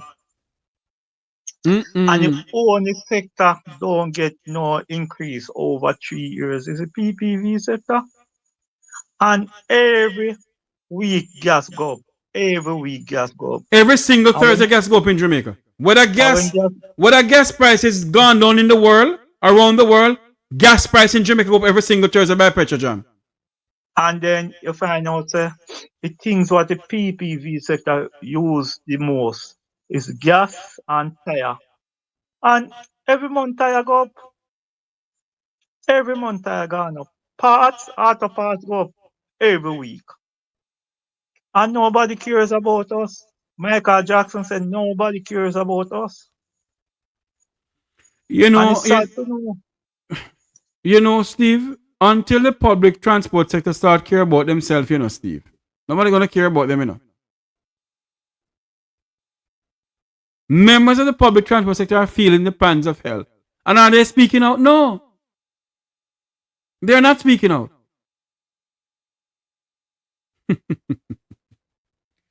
My brother, all I can say tonight, Mr. Hessin, as we talk about public transport sector, and we talk about so many things going on in the country, Jamaicans in the diaspora are asking questions. And quite frankly, the man is correct. I am tired of the whole chatting, and no action. We in the diaspora, we did action. We took to the streets in the United States to demand accountability. We in the diaspora took to the streets in New York, Washington, and Miami and call out for this corrupt administration. We call out for what is going on in the public health sector in this country. But what have been done? Have the Jamaican people get to the streets in Jamaica and demand accountability? No. So what do you think going to happen? Have members of the public transport sector demand an accountability from Daryl Vaz? No. So Daryl Vaz is laughing at everybody. That we're a bunch of set of idiots. You don't think the government of the day realize that you people are as divided as the politics in this country? And that is why they don't have any respect for none of you? That is why these politicians have no respect for the Jamaican people, because they realize that all we can talk about may I die hearted comrade and may I die hearted labor right till death.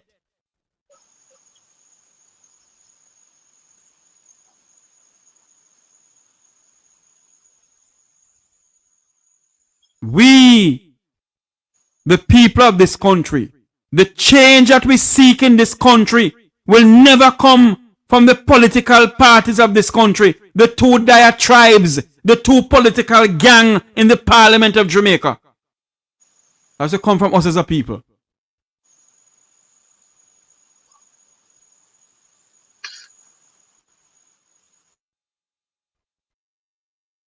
We, the people of this country, until we get away and stop this PNP and JLP stupidness and speak about this piece of rock we call home, then may God help this nation. Go ahead, Mr. Hastings. You have something to say. Go ahead, sir. Yes. You know, it's very sad.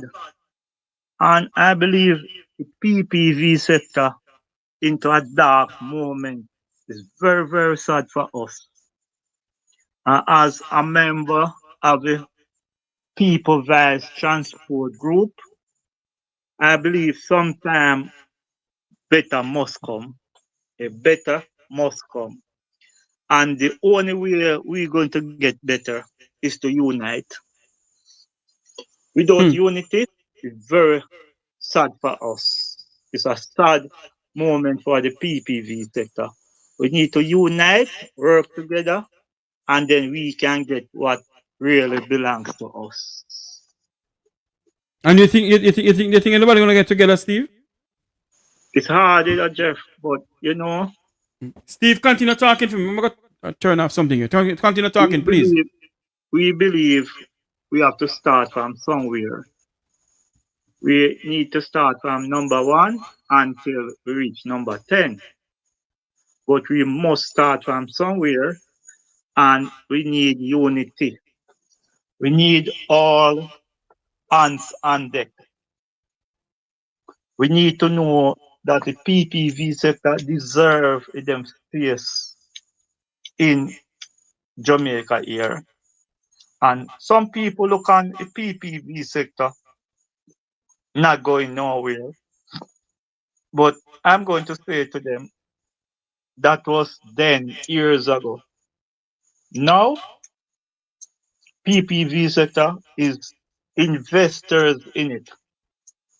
And we need all investors hands on deck.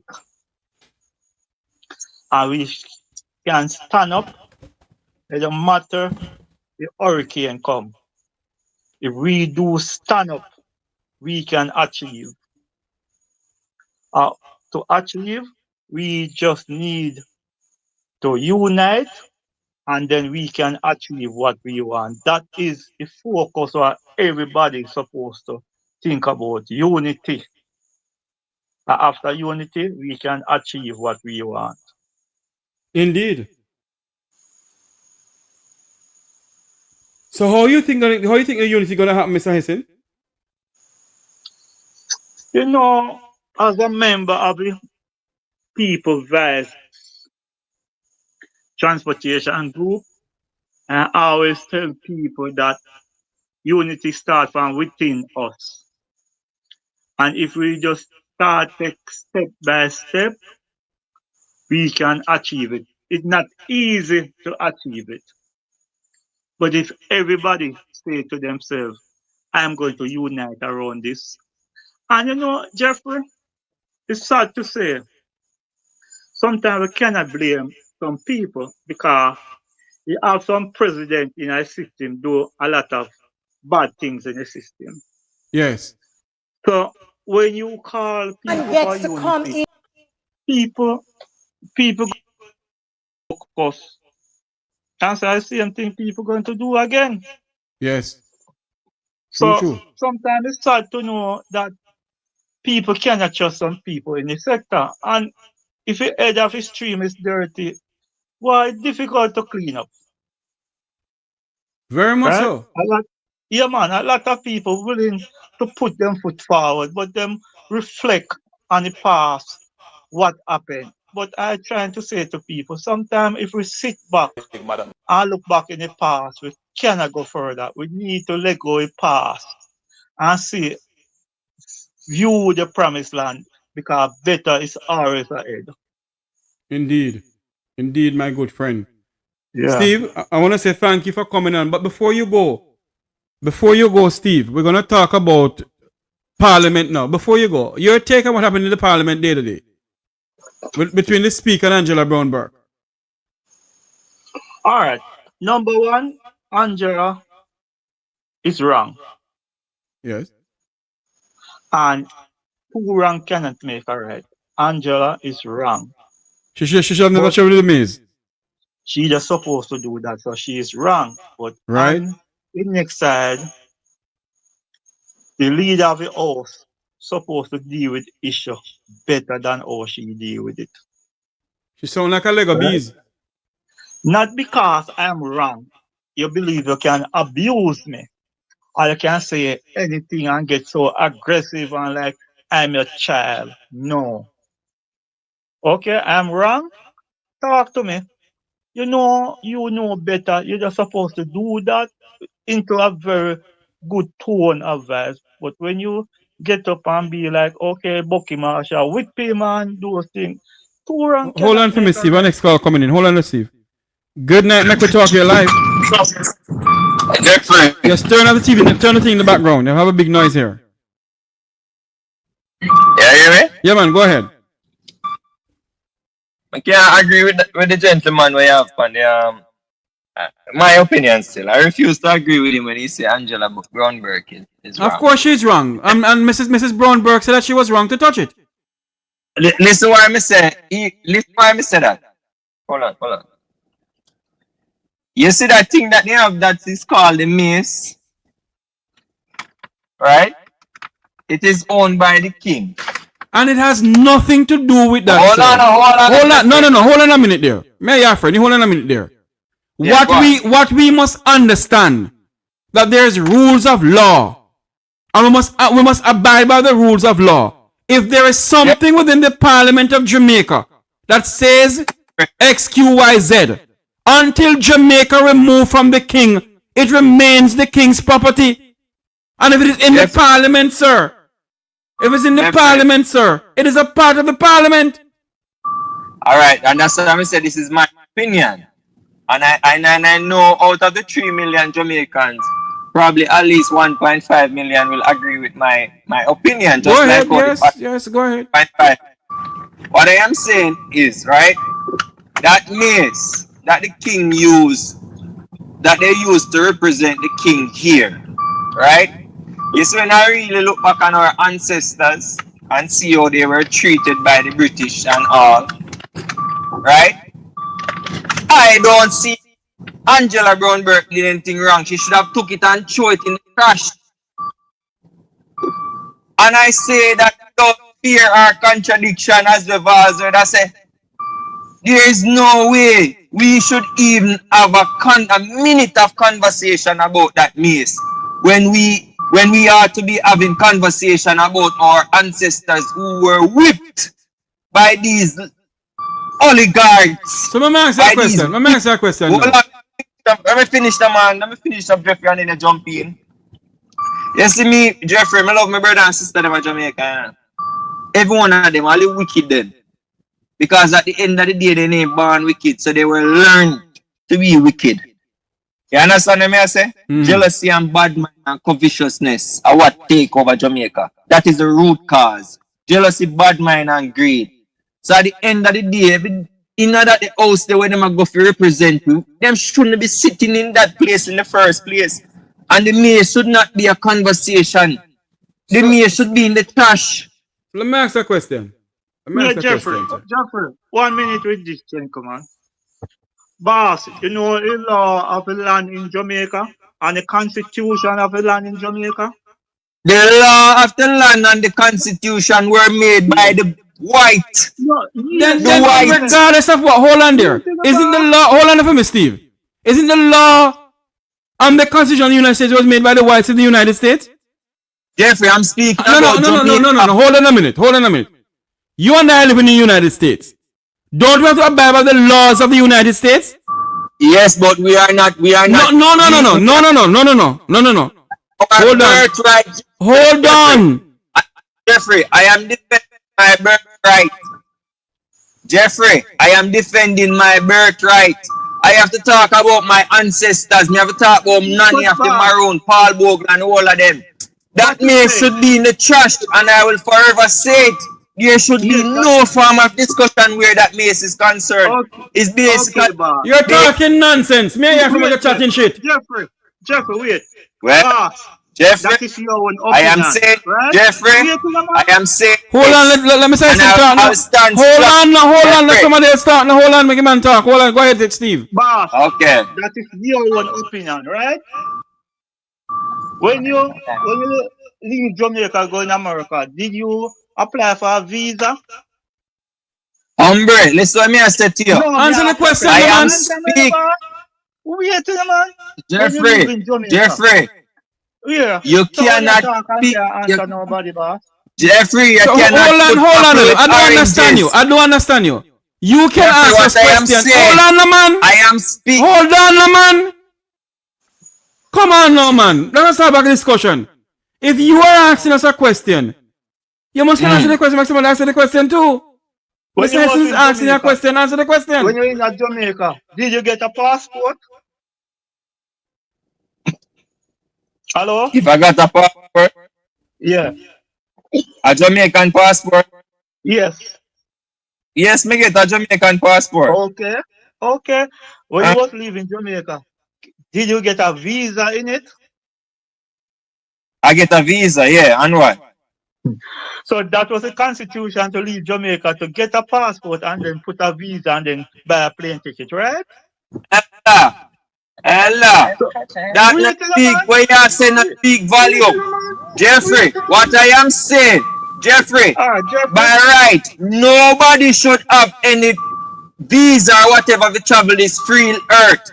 What I am saying is, we were colonized by these old idiots, and a mace was set in the house. So what are you gonna do about it? Hold on, what are you gonna do about it? What are you gonna do about it? Well, here, me plus 2,999,000. If we're serious, we can do something about it. That's all I'm saying. So tell us. So what are you gonna do about it then? Tell us what you're gonna do about it. What you mean, Jeffrey? That we come out of the house, all the house we move. No, but I'm asking what you're gonna do about it. What are you gonna do about it? Well, if God give me power, anything when I mash it down. And when I mash it down, what happen? Well, when we start from, we do something for ourselves that represent us and that will take care of us and provide so for us. So let me ask you a question. Let me ask you a question. You get rid of the king and the maize. That gonna stop the price of oil and bread in Jamaica? It is a start. What kind of start? It is a start. You know, me not say something tonight, you know. I mean, people don't vex with me. Hold on, man. Hold on, man. Me not say something tonight. The problem that we face in this country as Jamaicans, we do not abide by the rules of law. That's our problem in this country. Jeffrey, we are abiding by the rules and laws. Allow me to speak to no man. Come on, no man. We are abiding by the rules and laws of colonizers. As we see. We are abiding by the rules and laws of colonizers. So we're there. You don't want to apply by rule in Jamaica, but you go America. No, I refuse to abide by rules and laws of colonizers. So all you the America and do the same thing. Abide by rules and laws. At the end of the day, you have to know wrong from right. You have to know Jeffrey, wrong from right. I abide by good wrong night. from right, not by colonizers. You Jeffrey, understand? have So a the good maize night. today in the trash. And I All say right, that thanks for calling in. without water in my mouth. Thanks for calling in. Big up Jeffrey. Yeah, man. You know what's the biggest problem in this country as Jamaicans? We leave Jamaica and we go to the United States of America. And wherever we go to Canada. Canada use a maize too. Canada is an independent country. He use a maize too. And we abide by the laws of Canada. The fact of the matter, the maize may not be in there. We must abide by the laws of Jamaica. A lot of people in Jamaica, them don't want to abide by rules. But when I don't give a damn who is in power. Whether PNP power or jail pin power. We must abide by the laws of the land.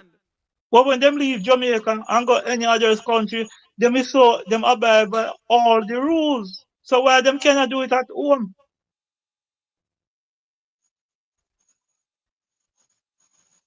Real place to live. Jamaica is not a real place to live. You know something? Majority of who is talking never hear about a maize until this thing happen, Thank you. Majority of who is chatting never hear about a maize until this thing happen. Because everybody knows you cannot touch a king. Something. So and not only that, Steve. Ask them what it means. They can't tell you. The maize has been in there from 1962 until now. And my question to the people of this country, if we get rid of the king and we go republic, will Jamaica be better off? A good question. If we get rid of the king and we get a ceremonial president and Andrew has become prime minister same way, will this country be better off as a republic? You know what's a fundamental problem in this country? We don't reason properly. Everybody's entitled to their own opinion, and I agree with that. But majority of us have never heard about a maize until Angela took up the maize and fling it out. I took up the maize. As me say, Angela was wrong to do it because there is law what govern the country. But on the next side, you know something, Steve? Mrs. Dr. Angela Brown Burke was wrong to take up the maize. She knew she was wrong and she was wrong. Alright? Yeah. The Speaker of the House is wrong to speak to Mrs. Brown Burke in that manner. Yes. Yes. And the Speaker went back to the Parliament again and go on as if she's speaking to her students in class and she's wrong. But the problem that we have in this country, we must abide by the rules and laws of this country. And I will continue saying that who not like it for them business. The law was handed down in this country and we must abide by the rules and laws of Jamaica. That is true. We're in Canada and Canada have a governor general. Canada have a Westminster system just like Jamaica. And if a Canadian parliamentarian take up the maize, he will be sanctioned just like how Mrs. Angela Burke was sanctioned. There's laws that we must abide by. We live in the great United States and we abide by the laws of the United States. We live in South Africa. We abide by the laws of South Africa. So why we can't by the laws of Jamaica? Many of you didn't know one damn thing about a maize until Angela Brown Burke took up the maize. We must stop this nonsense, man. This country is made up of laws. It doesn't matter who put the law in practice. It doesn't matter if it was colonial laws. It is laws of the land. And if you go to England, you have to abide by the laws of England. All right. Good night, Jeffrey. All right, my friend. Thanks for coming on. Something here. May I just switch up on the next program? You coming? Yeah, coming on. Okay. All right. Have a good night. Yes. Good. All right. Hello, can you turn off the thing in the background, please, sir? Welcome back to the program. Yeah. Turn off the TV in the background, sir, please. I want to say something to him. Go ahead for me. Turn off the TV. Hold on for me, sir. One minute. Hold on for me, sir. Turn off the TV in the background. It's having a big feedback here in the studio. Yes, man. I've turned it off then. Okay, go ahead. All right. You're talking about the maze. Yes. And Miss Angela Brown taking up maze. Do you know that Ed Bartlett took up that maze? Thank you. And he was not treated the way that Miss Bartlett was, Miss Brown was treated? Thank you, sir. No, and the other thing that I want to say, that the maze in England, the Parliament in England,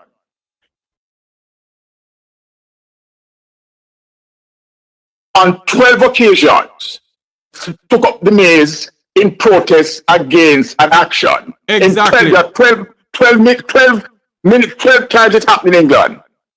It has happened in the Bahamas twice. Yes. And in Bahamas, the guy literally threw it through the window. Exactly. And the remedy on the first offense, as related in the laws as related in Britain, is on the first offense, you're suspended from the sittings for that sitting that you're participating. You're suspended for that sitting. Right. And Miss Angela. And on the second offense, yes, you're suspended for 20 days. From the Parliament. Yes, for 20 days. Yes. So to say that she was wrong to take it up, I don't agree with that. It's when a member tries to get the attention of the speaker or for some other reason, and that's the only means to protest, to draw attention to what they're trying to say, it is fair play. Yes, it is, but look at it the other way. To say Miss Angela Brown was wrong is not right. She wasn't wrong to do that. Oh, hold on. Let me say something here. I agree with you. Let me say something here. Let me rephrase what I said then. Dr. Angela Brown Burke, because I said it on my program last time, I want to be a hypocrite or two-mode person.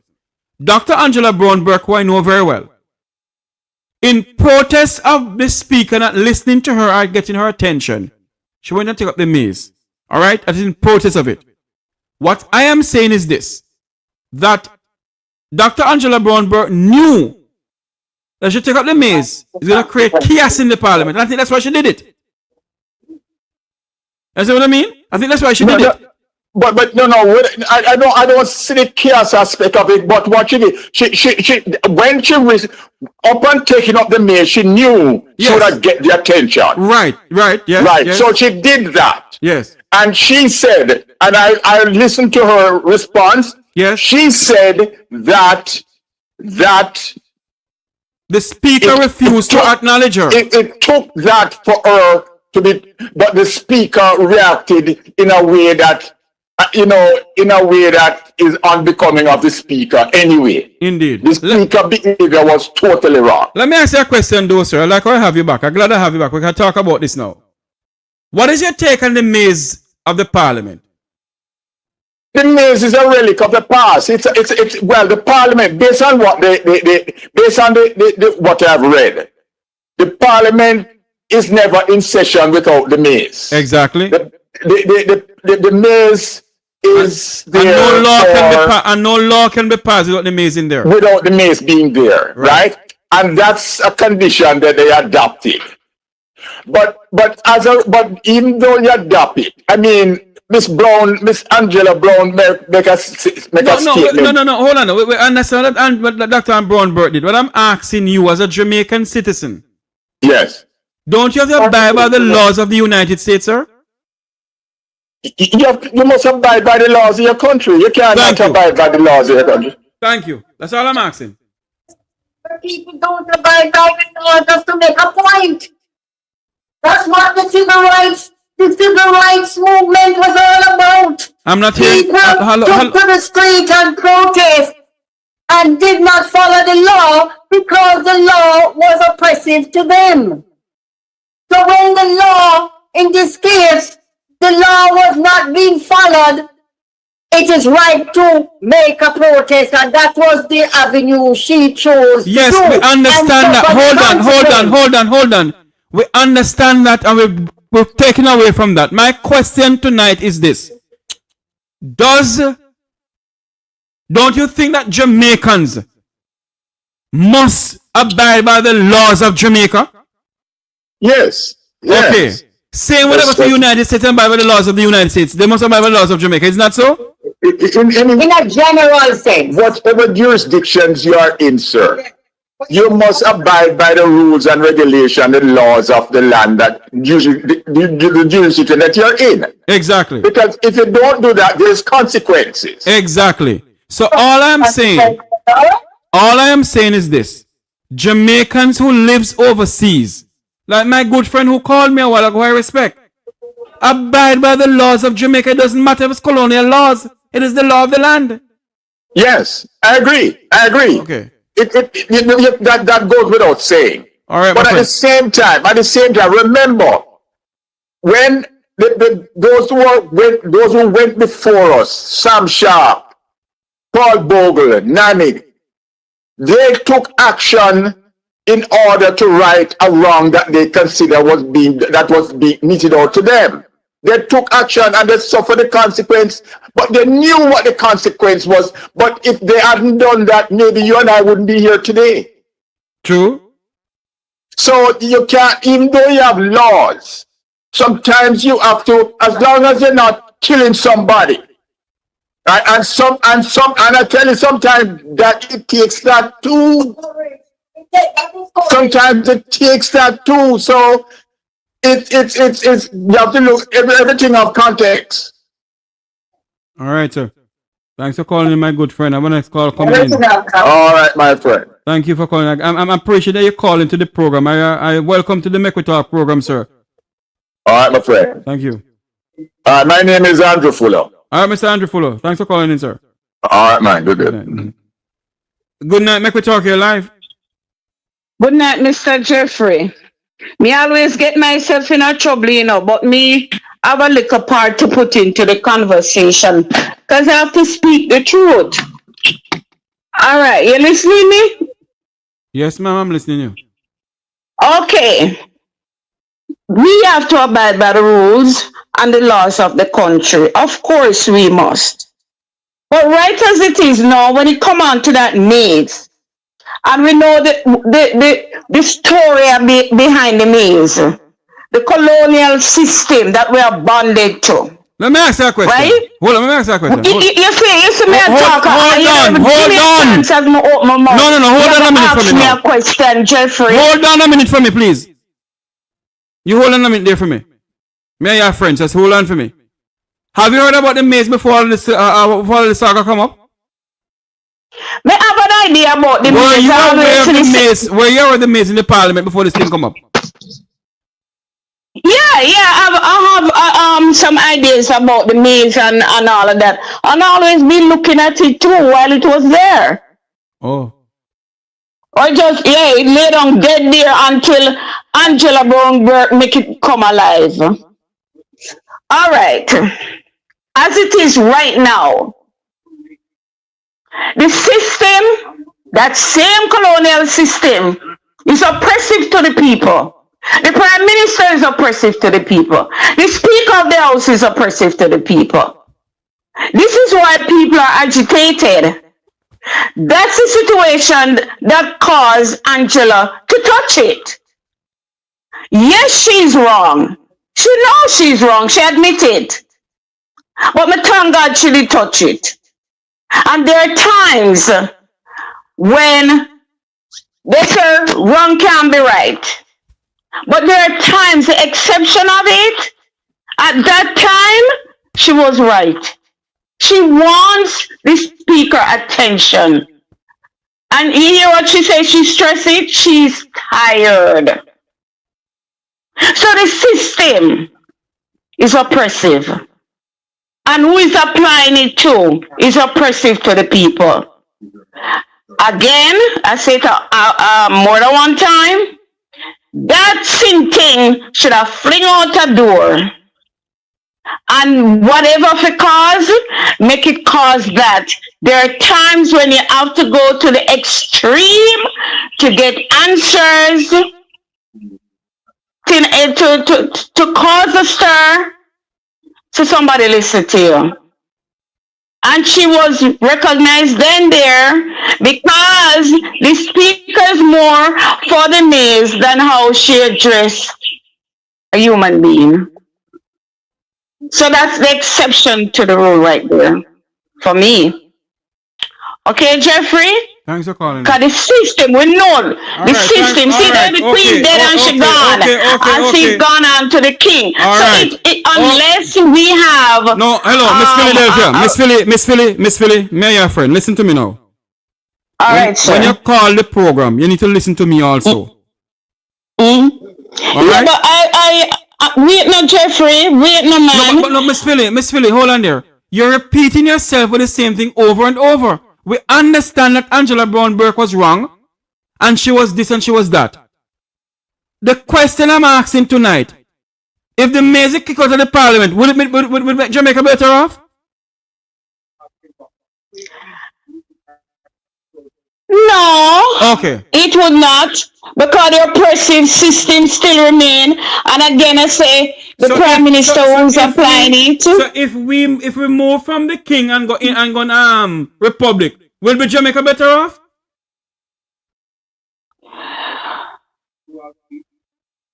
Depends. Depends on what? Depends. I can't say yes and I can't say no because there's a lot of things to change and a lot of other things to put in place. So if Jamaica go independent, that's gonna stop police from brutalizing Jamaican citizens as if they are blackbirds? The thing is, the rules are there, Miss Philly. Wait there, Jeffrey. I say things. Miss Philly. Lord Jesus. Hold on. Can't bother with you, Jeffrey. Is it there, yes or no? If we go republic, will Jamaica be better off? Jeffrey, you don't force me to give my answers like yes that. Or no? I have to reason my answers. Is it a yes or a no? I am not just a yes and a no like that. Yes or a no. I'm asking a simple question. If this country decides to go republic, will it stop these people from killing off Jamaicans? Jeffrey, you and I know that it won't. Okay, have a next call. You and I know that it won't. And have a next call coming in. Thanks for calling in. I don't like your attitude, Jeffrey. I just don't like your attitude. We have to, Jeffrey, to be honest. Look here, you don't talk to me like that. I'm respectful to you, and this is why I refuse to call your program. Because when you are doing your program, you just bite here and you bite there, and it is too drastic. We are reasoning. We must know how to reason respectfully. I don't like your tone. I really don't, and I'm telling you that. And I don't call to stir anything. I'm just giving my opinion. But you don't have to accept it, period, and I'm done. And I am off the phone, Jeffrey. Behave yourself. Behave yourself. I just don't. There's other people calling in, and we must give other people a chance to speak. Come on now. There's other people calling, let's give other people a chance to speak. That's all I'm saying. I give you a long time to speak and I allow you to speak. Give other people a chance to call. There's another call coming in. Come on. And I didn't hang the phone on her either. There's the next call coming in. Allow another person to speak.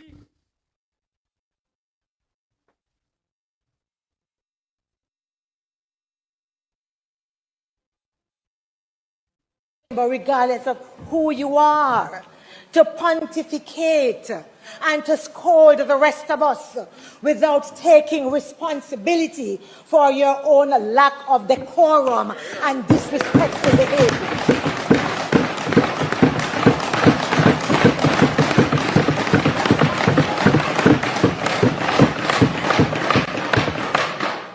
This for me is fundamental. It is about who we are, and it's about our identity.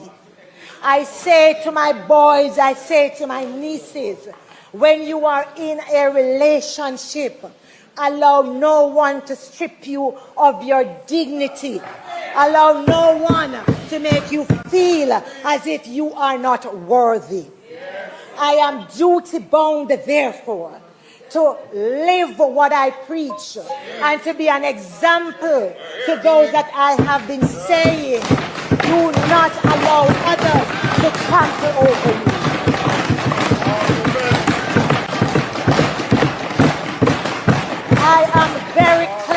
I am very clear in my mind that every action has consequences. We are leaders. Choice making is what we do every day.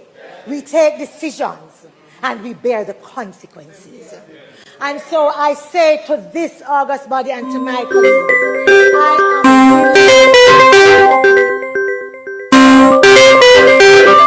Good night, Mek Wi Talk, you're live. Hello? Yes, good night, you're live. Go ahead. Yes, sir. Let I get up from the TV here. Okay. Now, I hear those people talking, and I hear what you've been saying. And listen to me now, what I'm gonna say, and I hope they're listening. Yes, sir. Go ahead. Before I go back to the first man that spoke to you, Yes, sir. Jamaica was under the British Commonwealth and didn't have independence. Norman Manley called for federation.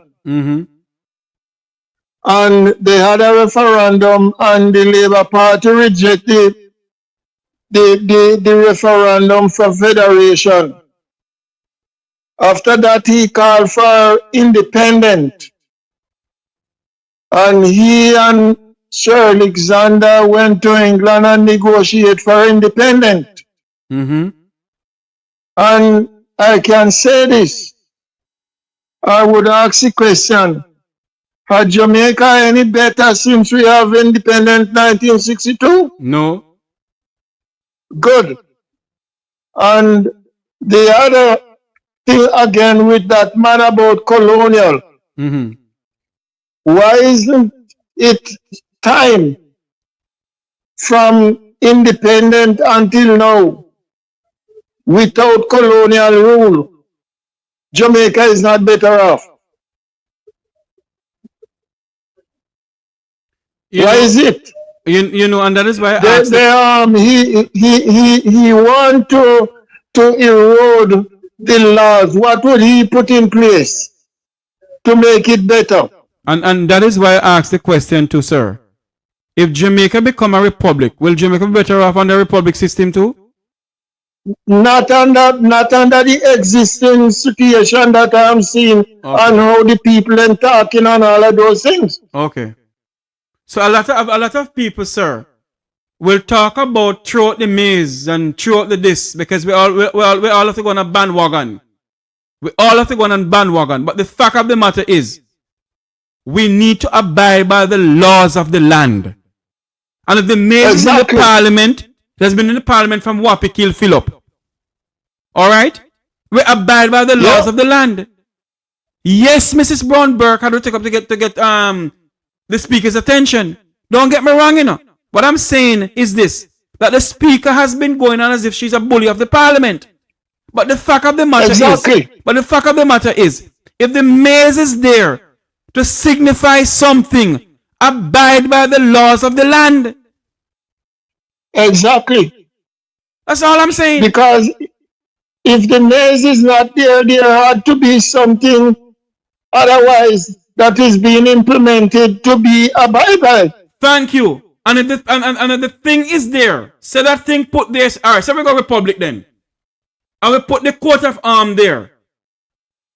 And anybody touch the coat of arm, it's still the same thing gonna happen. You get kicked out of the parliament because the coat of arm is there. Without the coat of arm, you cannot have parliament. So all I'm saying to the people, all I'm saying to my fellow Jamaicans and students in the chat room, I may sound aggressive, I'm sorry, but the fact of the matter is, if the coat of arm is put in the Parliament of Jamaica and anybody touch the coat of arm, it's going to be the same problem. You must not touch the coat of arm. Or whatever signal, or whatever thing they put in the parliament, if we go republic. There has to be laws, and we have to abide by the laws of the land. Go ahead, sir.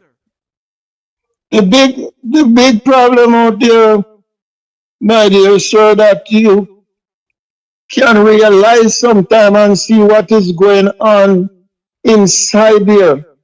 It shouldn't have been it should be very equal balance to the members who is sitting in that house.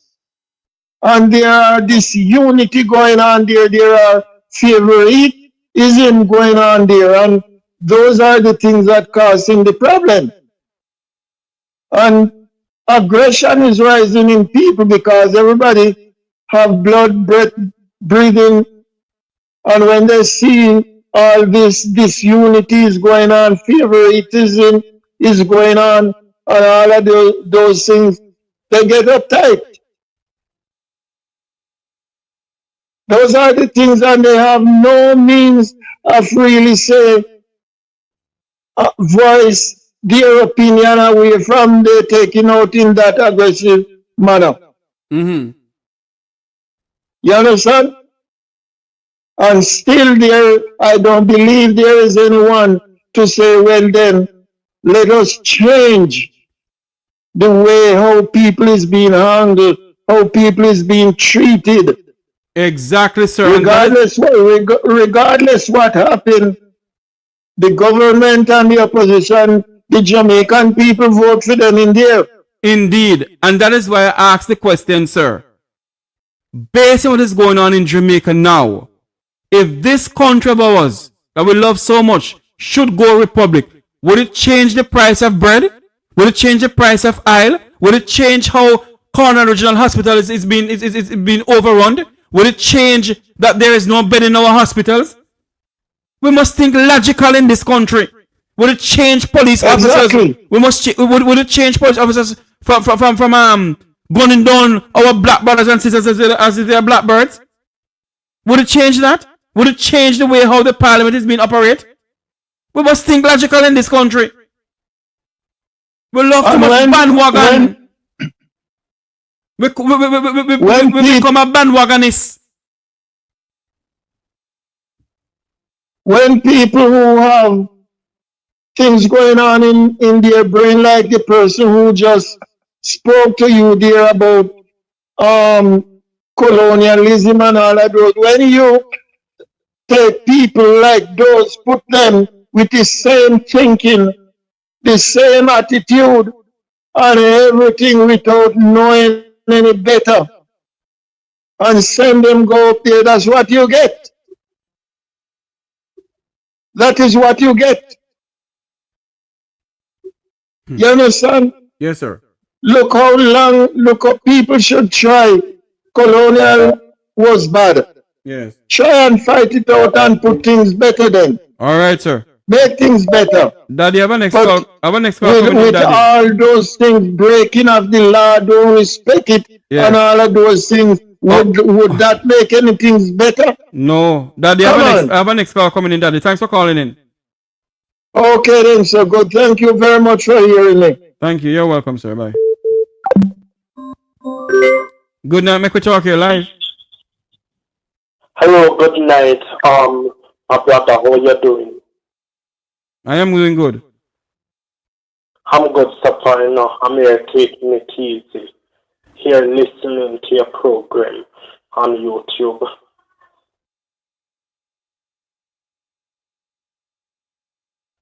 The program is very interesting and it's informative. It's very educational.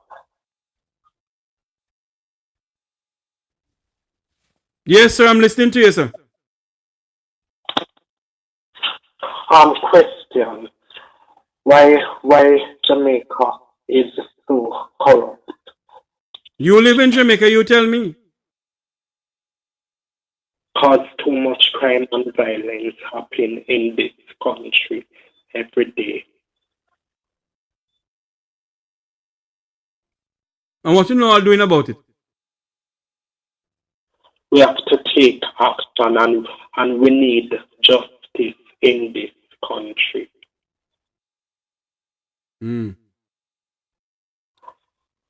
Well, I hope you all can come together and organize yourself and demand accountability, sir.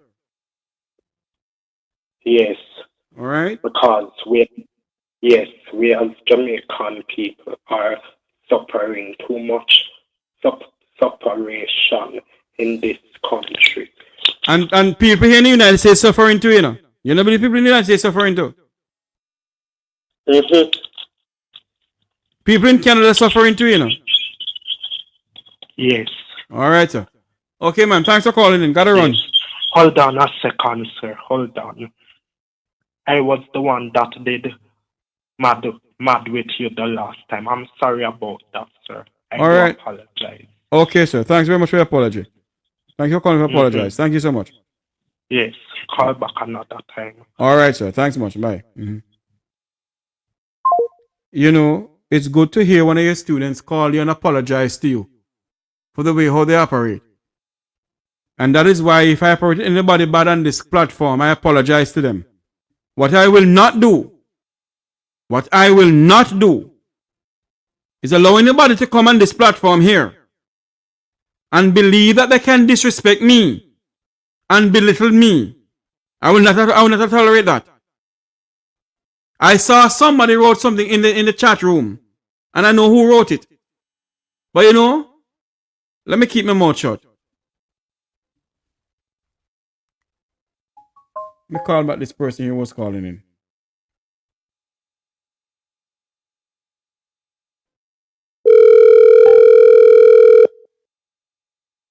Jeffrey. Yes, my friend. I'm me, I call him a friend. Well, on. Me not talk with no emotions in the Jeffrey. But you see, I've learned about that mace from me in a grade 3, 4. Yes. And my social study class. Yes, true. That is just a symbol of the king. And a lot more. Yes. You understand? But let me tell you something, Jeffrey. You say if the king move from Jamaica, it will be a better place. It will? Yes, it will, Jeffrey. In what way? It will be a start. You know why it will be a start, Jeffrey? There's a lot of us like yourself who want better for Jamaica. And if people like you, Mr. Rattigan, and others should take over the leadership of Jamaica, don't you think you guys would put it in a better place if it is not run by the king? You know, be honest. You know, I asked the question. I'm gonna answer, but I asked the question time and time again. If Jamaica become a republic nation, will it change the price of bread? Would it change the way how police operate with the Jamaican people? Would it change the way politicians treat the Jamaican people? Would it? So let me ask. It will. In what way? Depends on who. That's what I'm saying. It depends on who is in leadership. All right, hold on a minute there. Barbados has gone republic. Have the Barbadian people living better off than how they were living when they were under the British government? Jeffrey, and I'll say this again. It depends who is in leadership. And I just gave you an example by using your name, who I respect, Mr. Rattigan that I respect, and others that I look up to, who can do great things for the country of Jamaica. You understand what I say? You guys come every night and spill the truth. My brother, stand on the truth. My brother, so what I am saying you have 2 more minutes because I have super calls coming in. You have 2 more minutes. Go ahead. Yeah, so what I am saying is, it all depends on who is running the country. Look at Burkina Faso. One man, I make changes. One man stand on grounds and I make changes. Yes. One single man. So it all depends on who is there making the moves. Yes. And who is there who is serious to hold these criminals accountable. Because if I am a police officer, Jeffrey, me use myself as an example. And me go out there. 1 more minute. I'm a fire shot in a house and a 4-year-old done. Dead. And Mr. Rattigan, who is the leader, come and say, sir, I need this man to be charged based on investigation and what happened. We are not gonna put this under the bus. We are gonna make an example out of him so the other police officers don't follow trend. You understand? We're not like them people who are push them there's something under the rug in ear about it. You understand what I say, Jeffrey? Yes. So it all depends on who is calling the shots. First of all, Jeffrey, if Uno should go in call me back, man. I have my next call coming. Call me back. All right, look come on. Yeah, man. Good night, Mama P. Hello, Miss P. Wrong with the phone here. Hello. Oh Lord.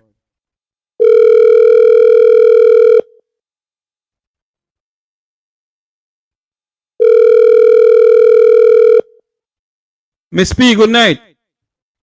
Good night. Wagwan. Big guy, man. Big guy, listen to that class. But you know, me in and out. But the first thing when me catch up on are the taxi. Yes. We call it transport people. Yes. Let me tell you something. I am so upset with them. Even at my era, every day me cuss them. Long time yesterday I was in Kingston, I me cuss them. He said, Uno know the value of a job that you do in this country. Every day from that far, even before the election, me I cuss them. But if you remember when they take one stand and there is give them some plate of food, I see taxi man and yummy food and I drink it juice. Remember that? Instead of go have meeting with them, so we half a tree. Talk about not only. And when you look, there is ball go ahead have some big plate of food. And if you see man, some man, no all of them are near me. I mean, I said, then what kind of demonstration this? You stand for something, but you gotta make this man a want food and no near me. Damn idiot. So that for sure said then and this man when he in Edgerton, Newman Edgerton, that man enough in a nothing, whether taxi, this, that, not. That man name appearing at the Jamaica newspaper, pedophile. So them not in a nothing, nothing at all. Them because of the yard, brother. And you can't expect nothing better. Newman was the one where in a give a gas with Rydell Rowe and Janet Holness during the election campaign. He depend tape and I lie me I tell you depend tape. So who could have that the man is same agitate? That the man they are two-edged sword. You lick yes and you lick over there, so.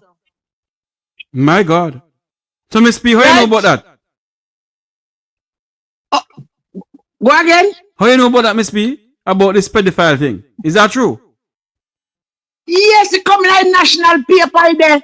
My God. God. Can't get me, Jeff, me whole enough to analyst and learn knowledge. But if you can't talk about man a pedophile without a positive proof. No, man. 12-year-old. A 12-year-old? Yes. Oh, Lord. One baby.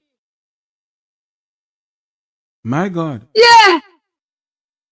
And him see one did there with Miss Holness and Rydell Rowe give a gas so we don't me none of a man never somewhere about there during the election. So if him a give a gas during the election and now in party win, they believe him a go run for taxi man them one time they eating food and play hypocrite. 20 years for attack, hypocrite him a play. Say taxi man them for a cent. All my taxi man to me tell him all the while, if you don't want to throw the daily partner, ban no belly for 1-2 weeks and throw 1-2 weeks ahead. Ban no belly. And take 1-2 weeks out. Just go in the park, them have on no shorts and no marine and no slippers. And just a play some music. And when they come there, I say them a keep me, don't just drive out. Exactly so. Let me tell them. Yeah, just put on a shirt and a marina and a socks. I don't know why we wear socks just up like seat boy. I'm going to the park and get a domino table. I don't play 2 games of domino and chat and go with the antics go yard. And get some food. No longer. Yeah, and if you put on a pot in there, Around about same place there. And I hold no argument with them when they come and talk, you just drive out. No hold no argument, no, we don't want to hear nothing. You can't tell we nothing, just do enough you do. And when you do enough you do, then we start work. Simple as that, you know. Nobody not going to keep with a negotiation and this. Just not do nothing, brother. But these people, we the Jamaican people, and matter of fact, we black people, it's time for we take the slave master DNA out of our blood. Come on, man. It's not we alone did enslave. India did enslave too. Other nations did enslave not too. But they hold up their head and they fight for them generation and change the thing. But we come now and say, boy, me a PMP and me can't fight this, become make me government, me a CLP and it no matter who did it, want somebody have did it at a time. I just one, two can did it because the country can never say two. So you know what now? Me love Mark Walling to me heart. And if when Mark Walling get the rain, and if he do foolishness, me I go tell him say I do foolishness. Indeed. Why me I go tell him I ball out too and lick out. Cause I because me love your personal, that I go tell you say you get the country front and I do foolishness. No, because what you do today affect me tomorrow, my grand and great grandchildren next year down the year to come the line. True. So you have to set the thing clean from now that you follow down the line. But if you do bad things, you gotta go straight down the line. The next thing, as I go forward, is this Angela Brownberg, Dr. Angela Brownberg, and the miss. Let me tell you something. Speaking, I would take that miss. And when I fling that, not even where that's somebody in the park and lick a 6, I would have find me. You know why? I read and I have the knowledge to know that the mace is a replica, what they call it, of the king and the colonial Tara. Yes, we don't go say me shouldn't distant Tara, but you have to hold the bull by the hand. Enough time. Sometimes we are playing too much for the rule. So them take this thing now, because if the lady a punch it, it's if you punch and nobody not pay me no mind. They go find some ways to make you show me, just give me. So nobody can say because the rule and the monarchy, if you remember, say the eggs signia, I think already the pan. Already white man, you know, that black man neck. It was how would you find out? It was on the brooch of the Governor General. Okay. And where it is now? In a top weary? Because people find out and put it out and in top weary. But Miss P. So when we take Miss P, let me hear a reason, Miss P. Let me ask this question, Miss P. If that said okay, we go Republican, we take the maize out of the parliament. Alright? Yeah. And we put in a Jamaican coat of arms in the same way how the maize was, but it's a Jamaican coat of arms. You don't believe that's the same way. If they take up the coat of arms, say Angela Brown take up the coat of arms. You don't think we'll do the same thing too?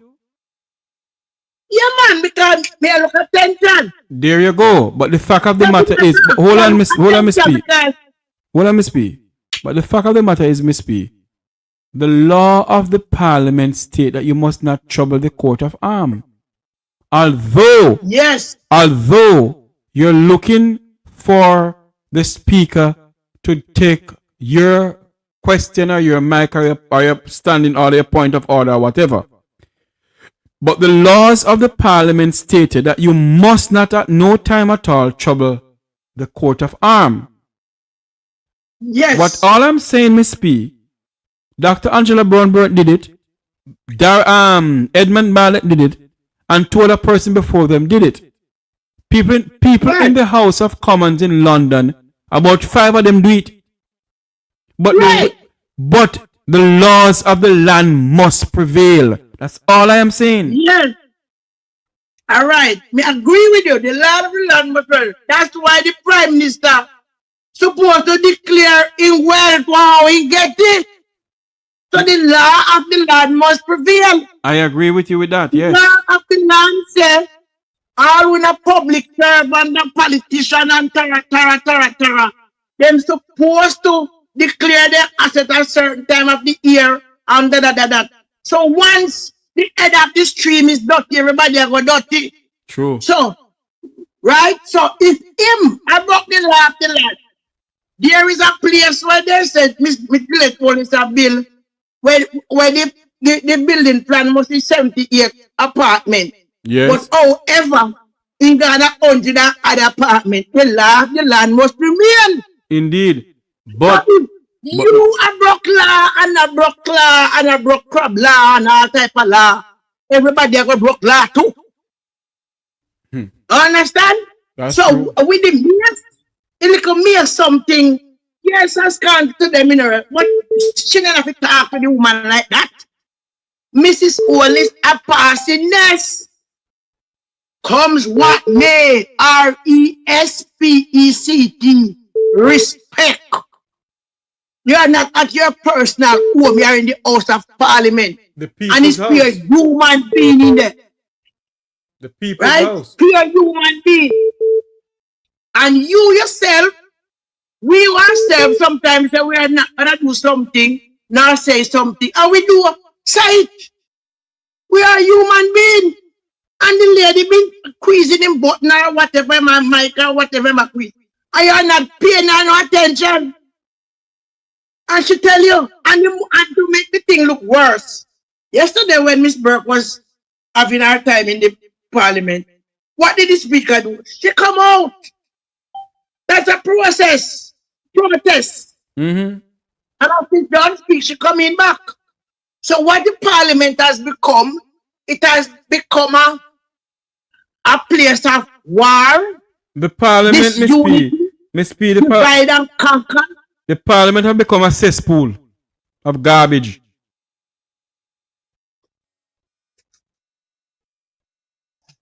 And as far as I can see, no one on the JLP side of the guts, the balls, the energy to stand and tell the Speaker of the House, you are wrong. But hold on, nobody can tell her. Miss Why? Miss P, you know, see she and her husband like in the parliament too. Me not even my husband. I don't go on paper. What almighty God in the year? It is now 9:54. We're gonna come off air as soon as Miss P finish. We're gonna come off air. We're gonna close. Jeffrey. Yes, go ahead.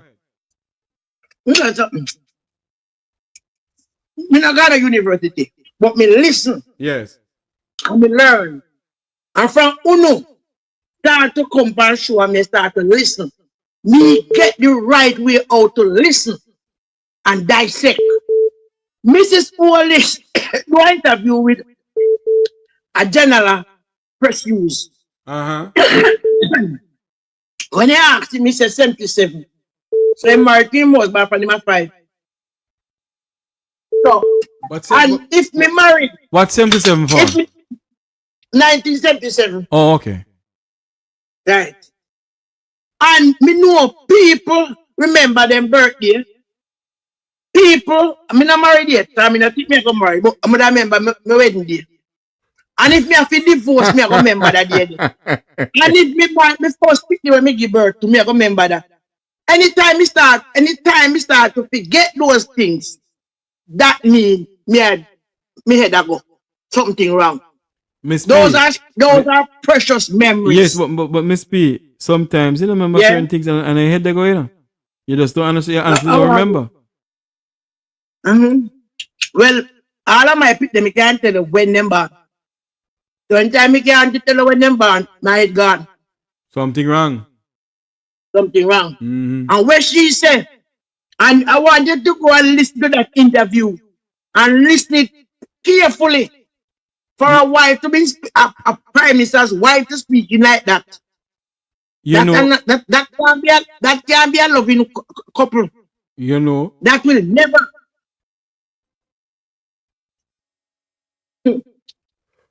My golden wife Lady Sandra Golden, I certainly know say she cook Mark Golden food. But you know I here, know she cook Jesus. Mark Golden food. No help her no cook Mark Golden food. Hey. I understand? Okay. and when Mark Golden feel like he you don't know, you want to be a man up in the kitchen, he go in the kitchen, I go run a galley too. All right. Mark Golden that. Yeah. You want to surprise your wife and you know what I mean? You go Yeah. you go burn a pot too. You understand? He help him might have wash the clothes. But we know when it comes to Mark Golden food. But you know something, Miss P? Majority of us men must give God thanks that we have a grandmother or a mother, but especially a grandmother who teaches how to cook. Yes, it's a blessing. Indeed, it's a blessing. Miss P, and if Miss P, I hear like you're eating something on the plate there. Yeah, mate, I appreciate that we can afford. Me now get a cup of tea as soon as I finish here too. Yeah, man. So, wifey and everybody, pick up forward. You may pick up wifey, oh lad. Wifey, oh, pick up yourself, move yourself. She's doing wonderful. Pick up yourself. She's doing wonderful. Yeah, man. I'm at work and she's at home. I spoke to her earlier on today. Right. She's doing. Shall listen to the program for 3 years. Let me speak. Pick up yourself. Indeed. Yeah. And Jeffrey, pick up yourself and continue burn the fire. Yeah, and man. Jamaican people, home and abroad, it's time for us to wake up. Smell the coffee and smell the bush tea. You know which one. But not tan good. Yeah. And please remember, I have never traveled physically, but we travel and see everything where most of where over Paris. And you guys understand, sir, without me, you, Jamaica would have collapsed long time. So, no matter what party you affiliate to, everybody have to affiliate to a party. We all agree. But when we affiliate it to a party and the party is not doing well, do not play no hypocrite. True. Remember now, everybody who live a foreign, most persons, is in their dream to retire at Jamaica.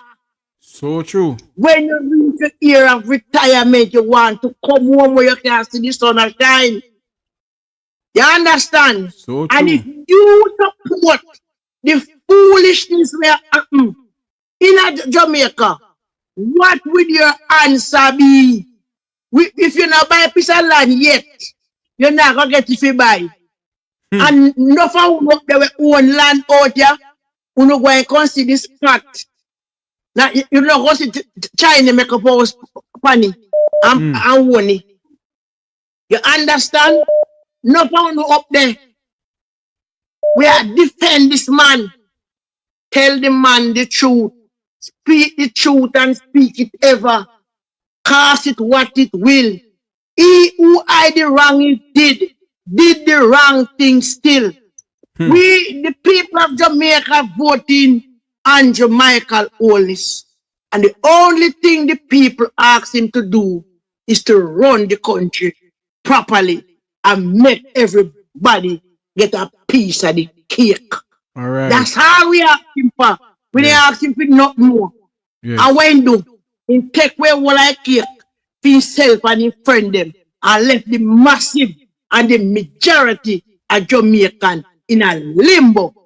And Indeed. that is wrong, Mr. Woods. Yes. And you're very disrespectful to the Jamaican people alongside your wife and Darrell Vaz.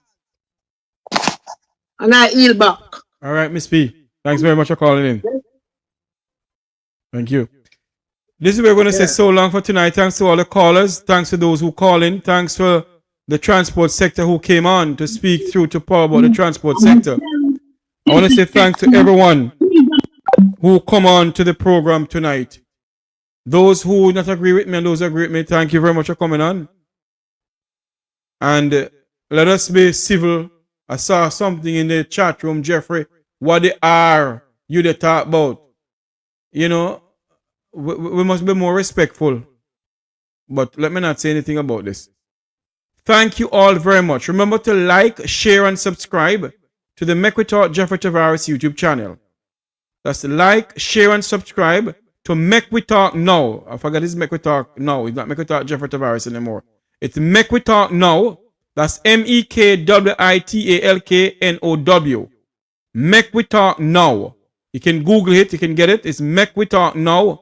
Like, share, and subscribe. Hit the bell icon to know when I go live. Hit the bell icon to know when I go live. So it's like, share, and subscribe. And hit the bell icon to know when the Mek Wi Talk program go live. Until you hear my voice again, I am Jeffrey Tavares wishing you a very good night. May God bless you. May God bless our island home, Jamaica land we love. Good night, everybody.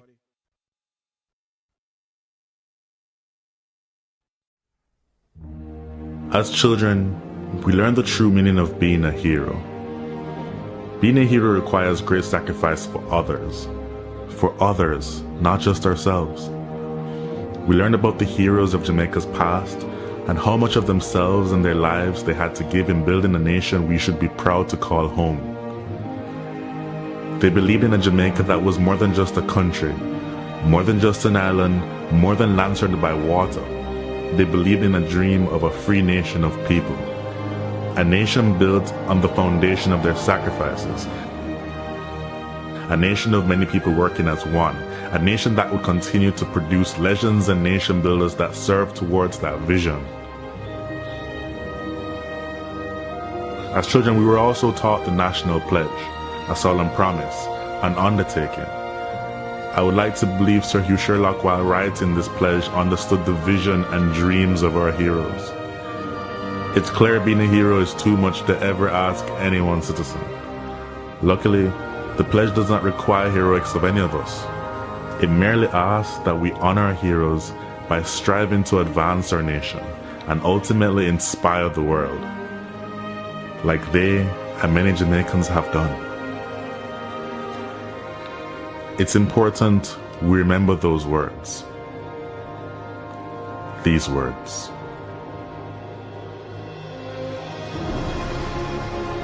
Before God and all mankind,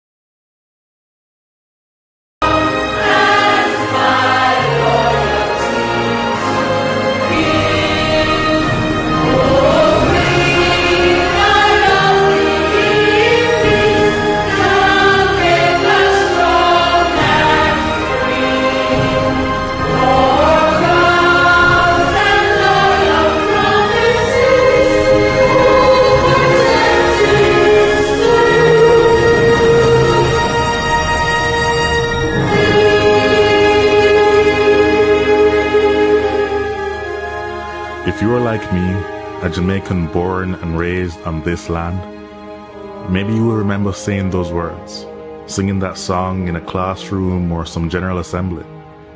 If so, like me, you made a pledge. Somehow it seems like many of us have forgotten that.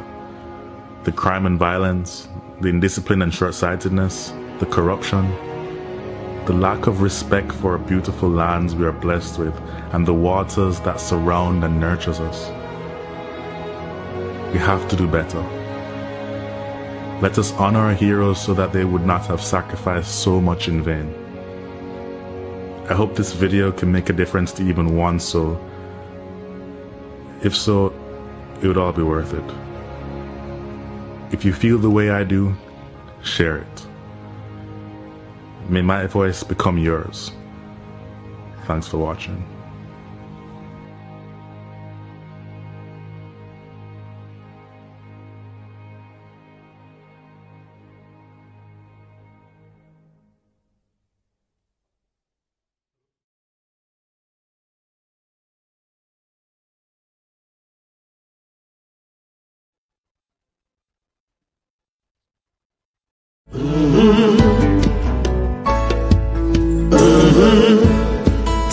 When the game gets rough and this life just seems so tough, Mek Wi Talk, my people, Mek Wi Talk. When this town becomes an ugly place, don't let it erase the smile from your face. Mek Wi Talk, people, Mek Wi Talk. Conversation is the key, a guiding light for you and me. Spark a talk and you will see. Conflict solver A to Z. World leaders master the art of self-defense just by talk. So people, Mek Wi Talk. Hey, we're living in a world that on ourselves we must depend. Mek Wi Talk.